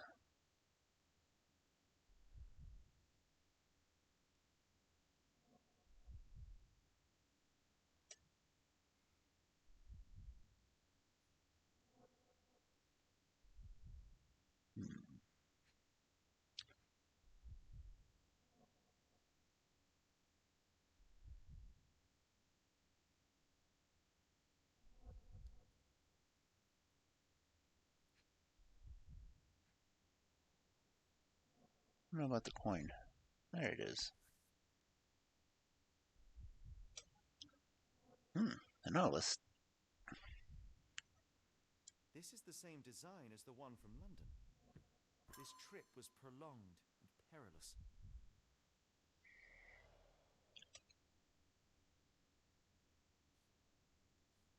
Oh, let's see. Okay. What is this?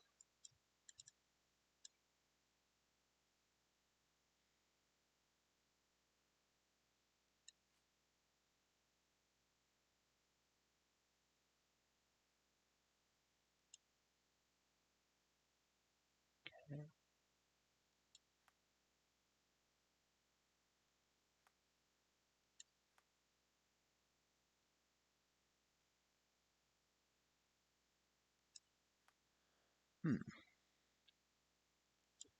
This is interesting.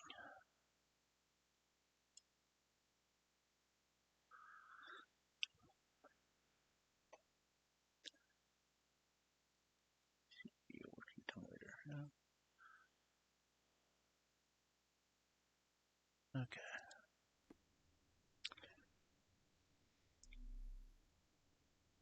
There's something else up there.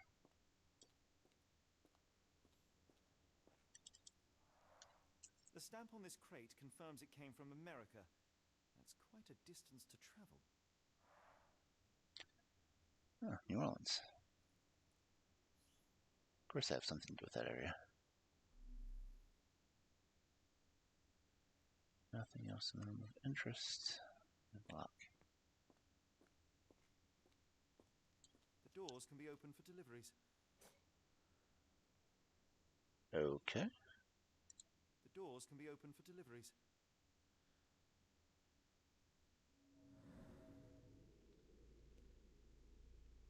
Oh, wait, it's telling me I have to use my brain. Huh.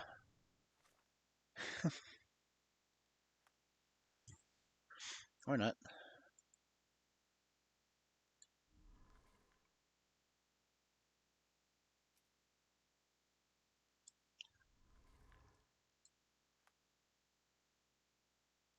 Okay.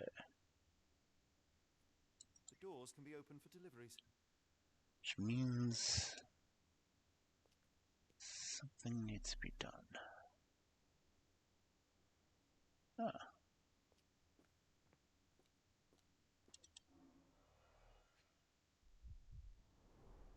A bottle this sturdy doesn't break by accident.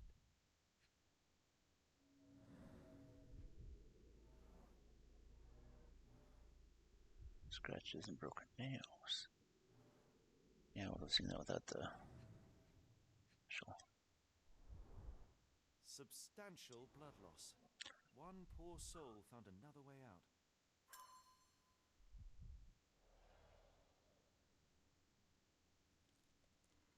Okay.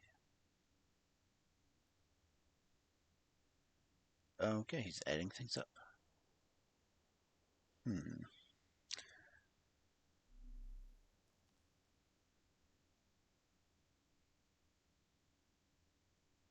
That would be what she was calling Hell's Gate.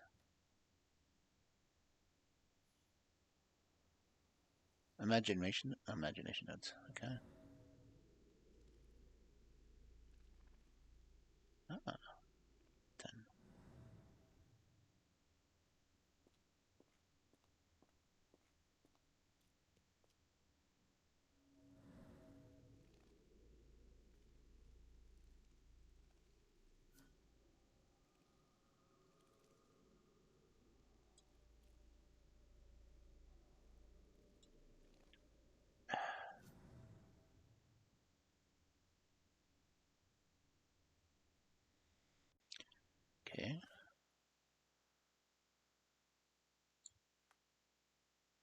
It's not giving me suggestions.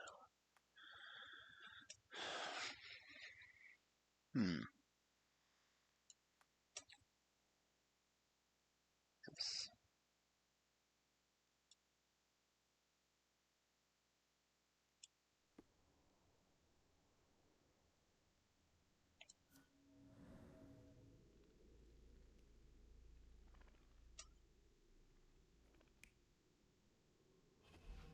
Oh, the hell.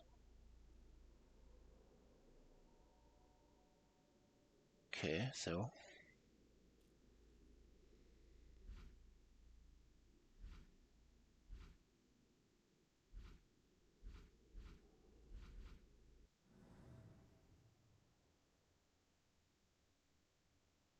okay, I kind of get what it wants me to do.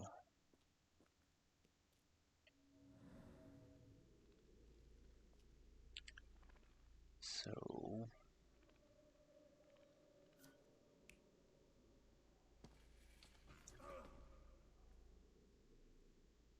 someone put themselves in a coffin,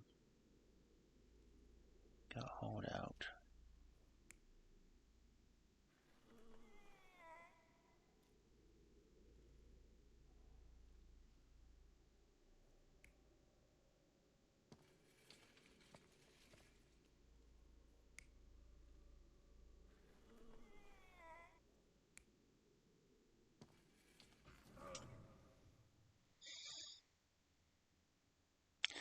Okay. So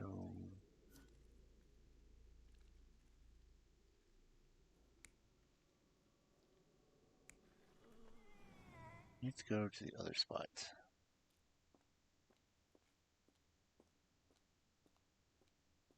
So we're walking through the steps here.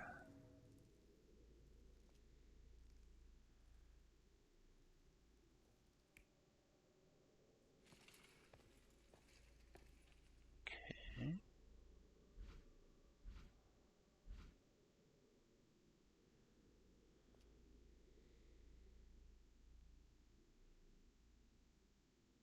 So they bring people in here, lock them in crates.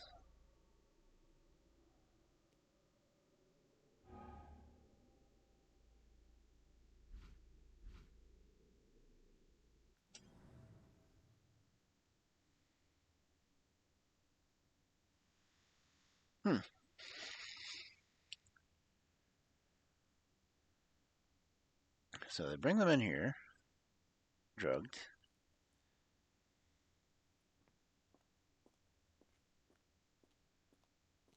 Walk them over here.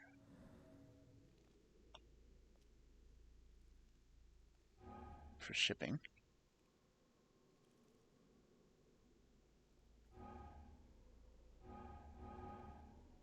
Oh.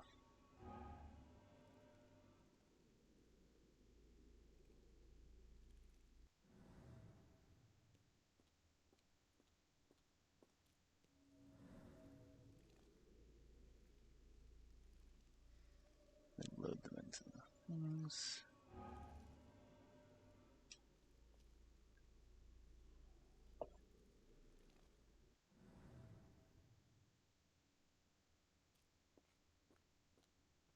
I'm not sure what I'm supposed to be doing.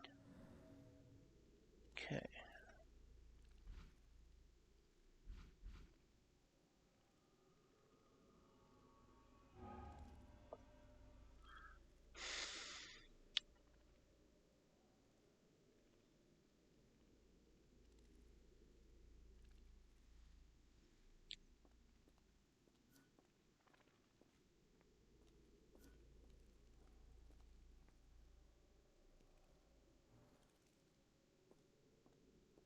What am I missing?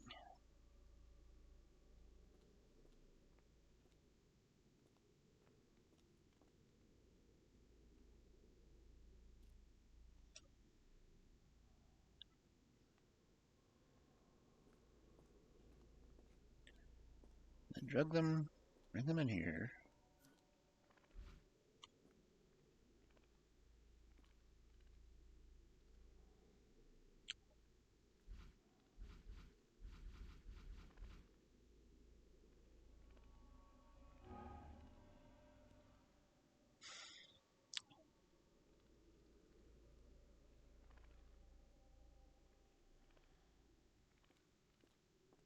to the table.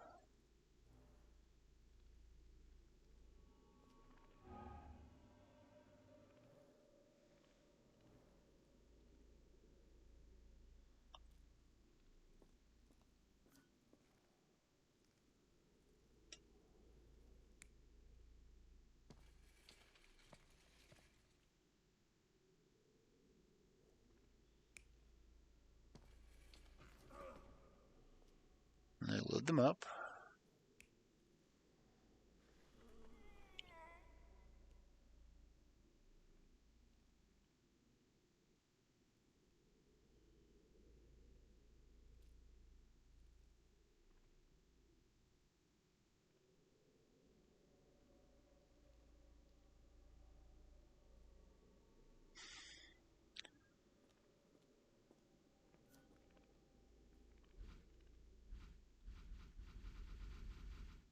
What am I missing?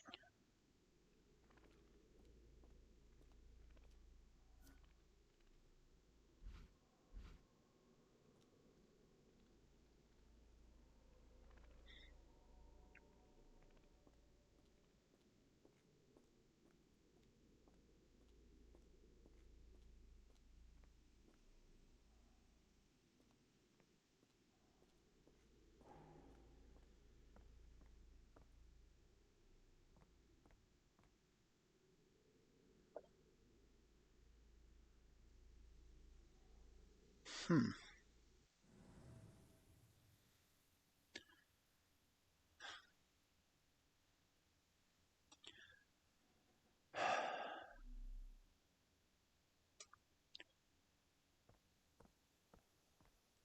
garments of several dozen people at least.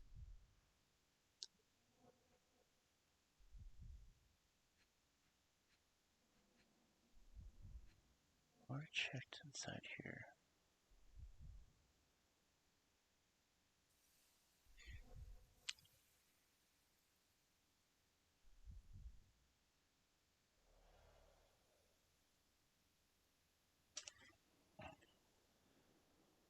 So they bring them down here, strip them, bathe them.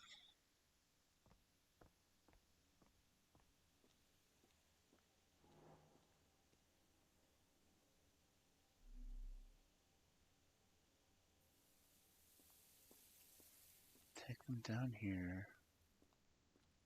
Ah.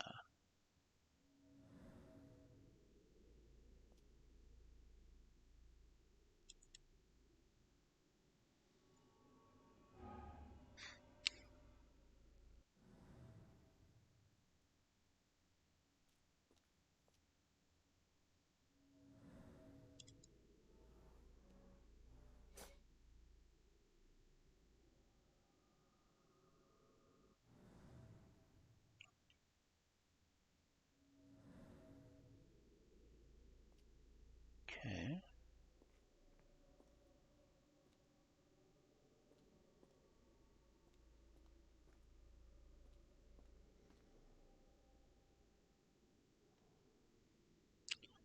What else am I missing?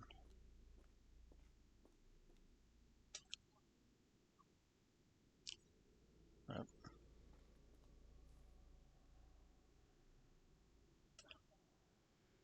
Okay. Now it's got everything.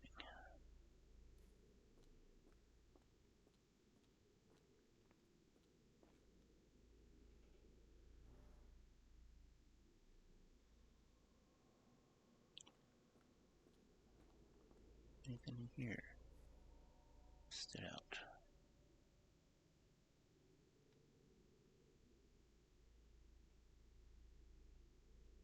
Okay, nothing here stands out.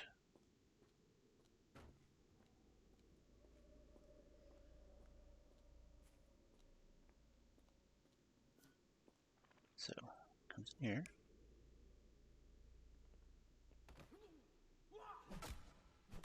Ooh. Okay, they got up.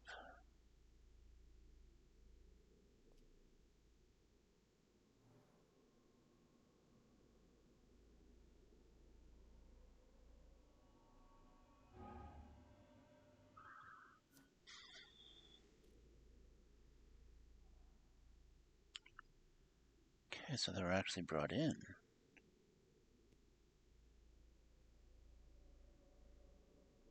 Ah, that makes a little bit more sense.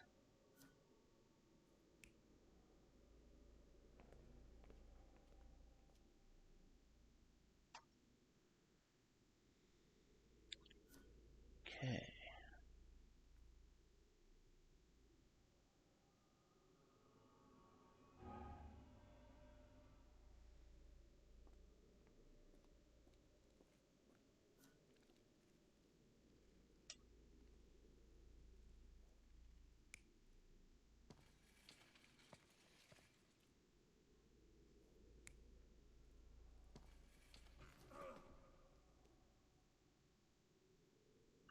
All right.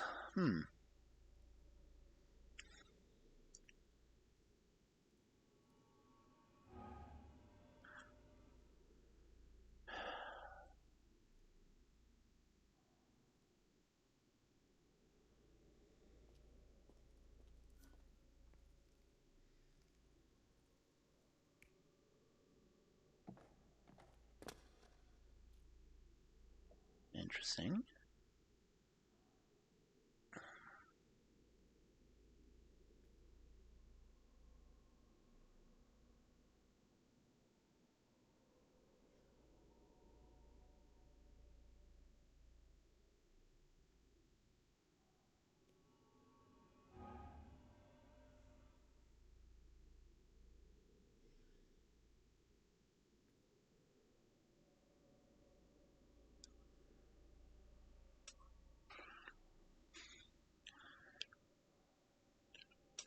So they're either bringing people in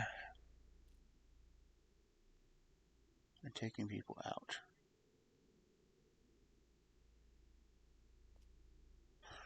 They're not coming out on foot. That means that one would have to be the right one. Okay. Over here.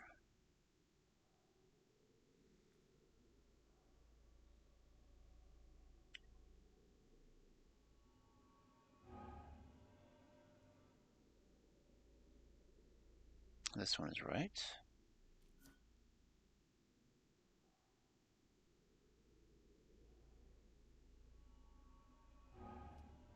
That leaves only this one is wrong. And there's only one right one on this one. It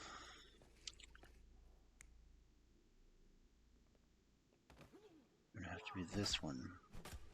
Because...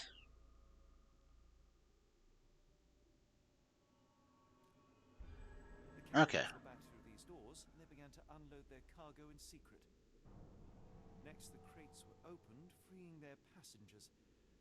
Not everyone survived the journey. Dirty, exhausted, and dehydrated prisoners were then herded into cells. But all the cells are now empty, and I have not located a morgue. Time to find Hell's Door. All right, then. Fascinating.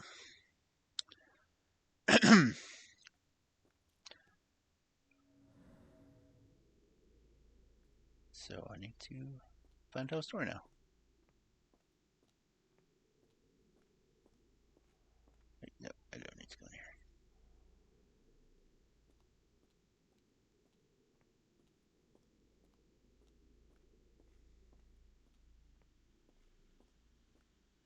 I gotta take this one off.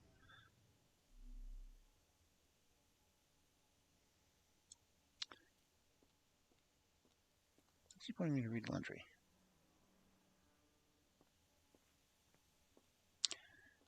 This is interesting.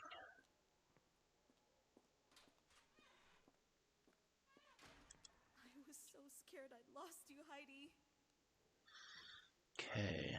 She says they took them down the corridor.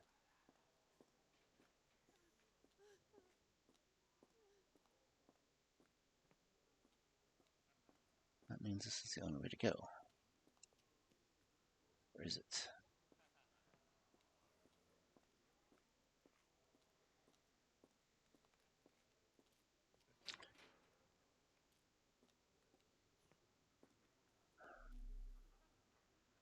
Where am I going to find a morgue?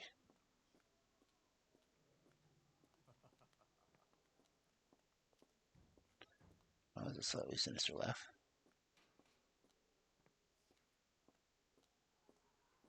Can't go this way.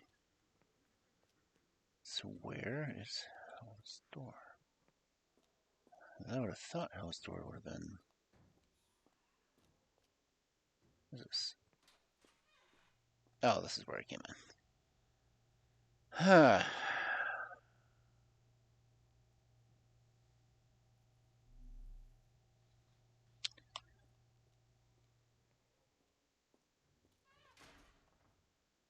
hate the fact the door closed behind me.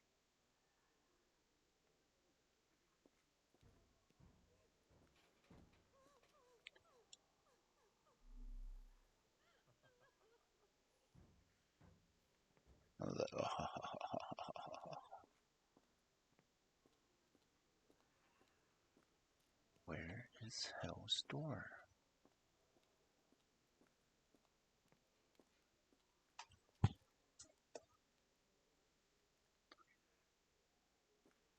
It's not that way because I can't go that way.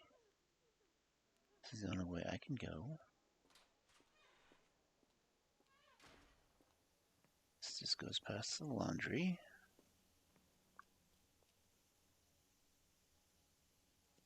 It's just the laundry, right? The burning people is closing here.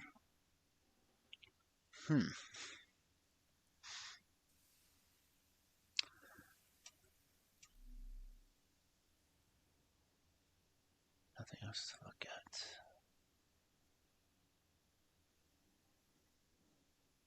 Ooh.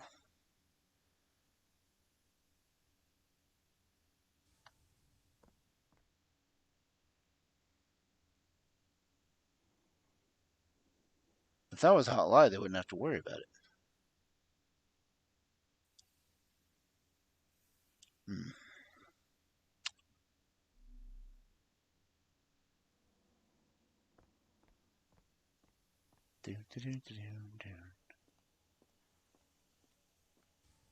Can't go that way. Only goes to the delivery door. That's just cells.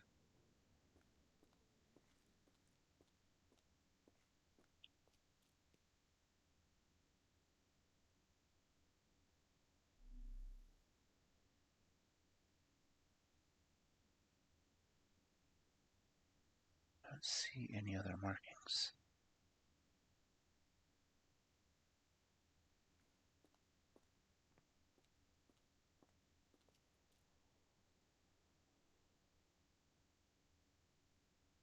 Why does it want me to pin a clue?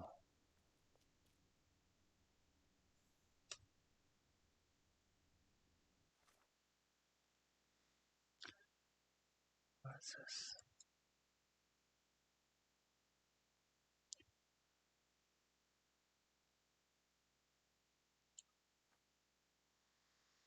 Okay, so simple case. Missing servants. What is this current question?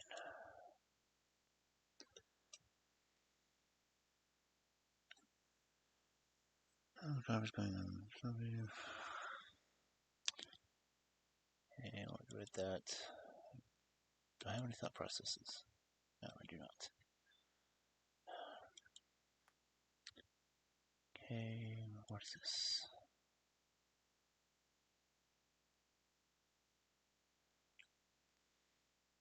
Path blocked upstairs.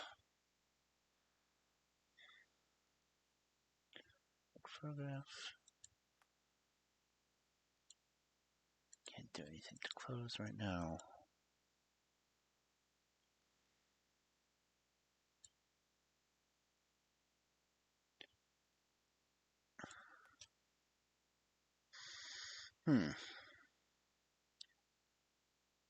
So let's again.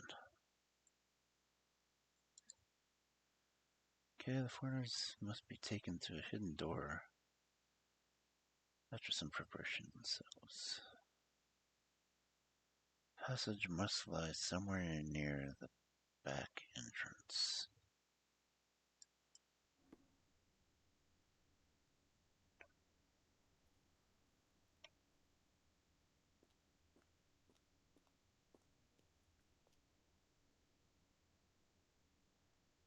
Passage near the back entrance. Hello.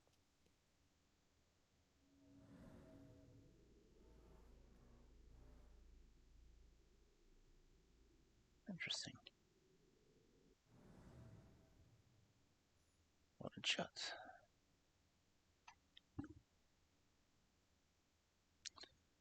Well then. Suppose I shall have to find some way to open that.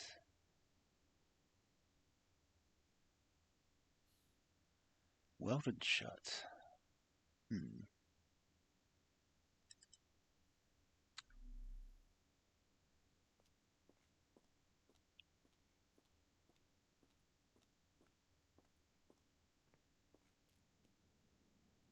So what funny sounding people were brought back here. There's nothing else of interest in this area.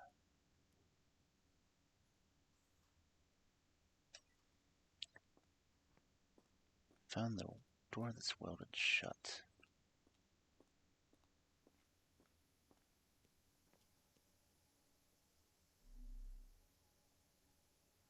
Now passageway is blocked.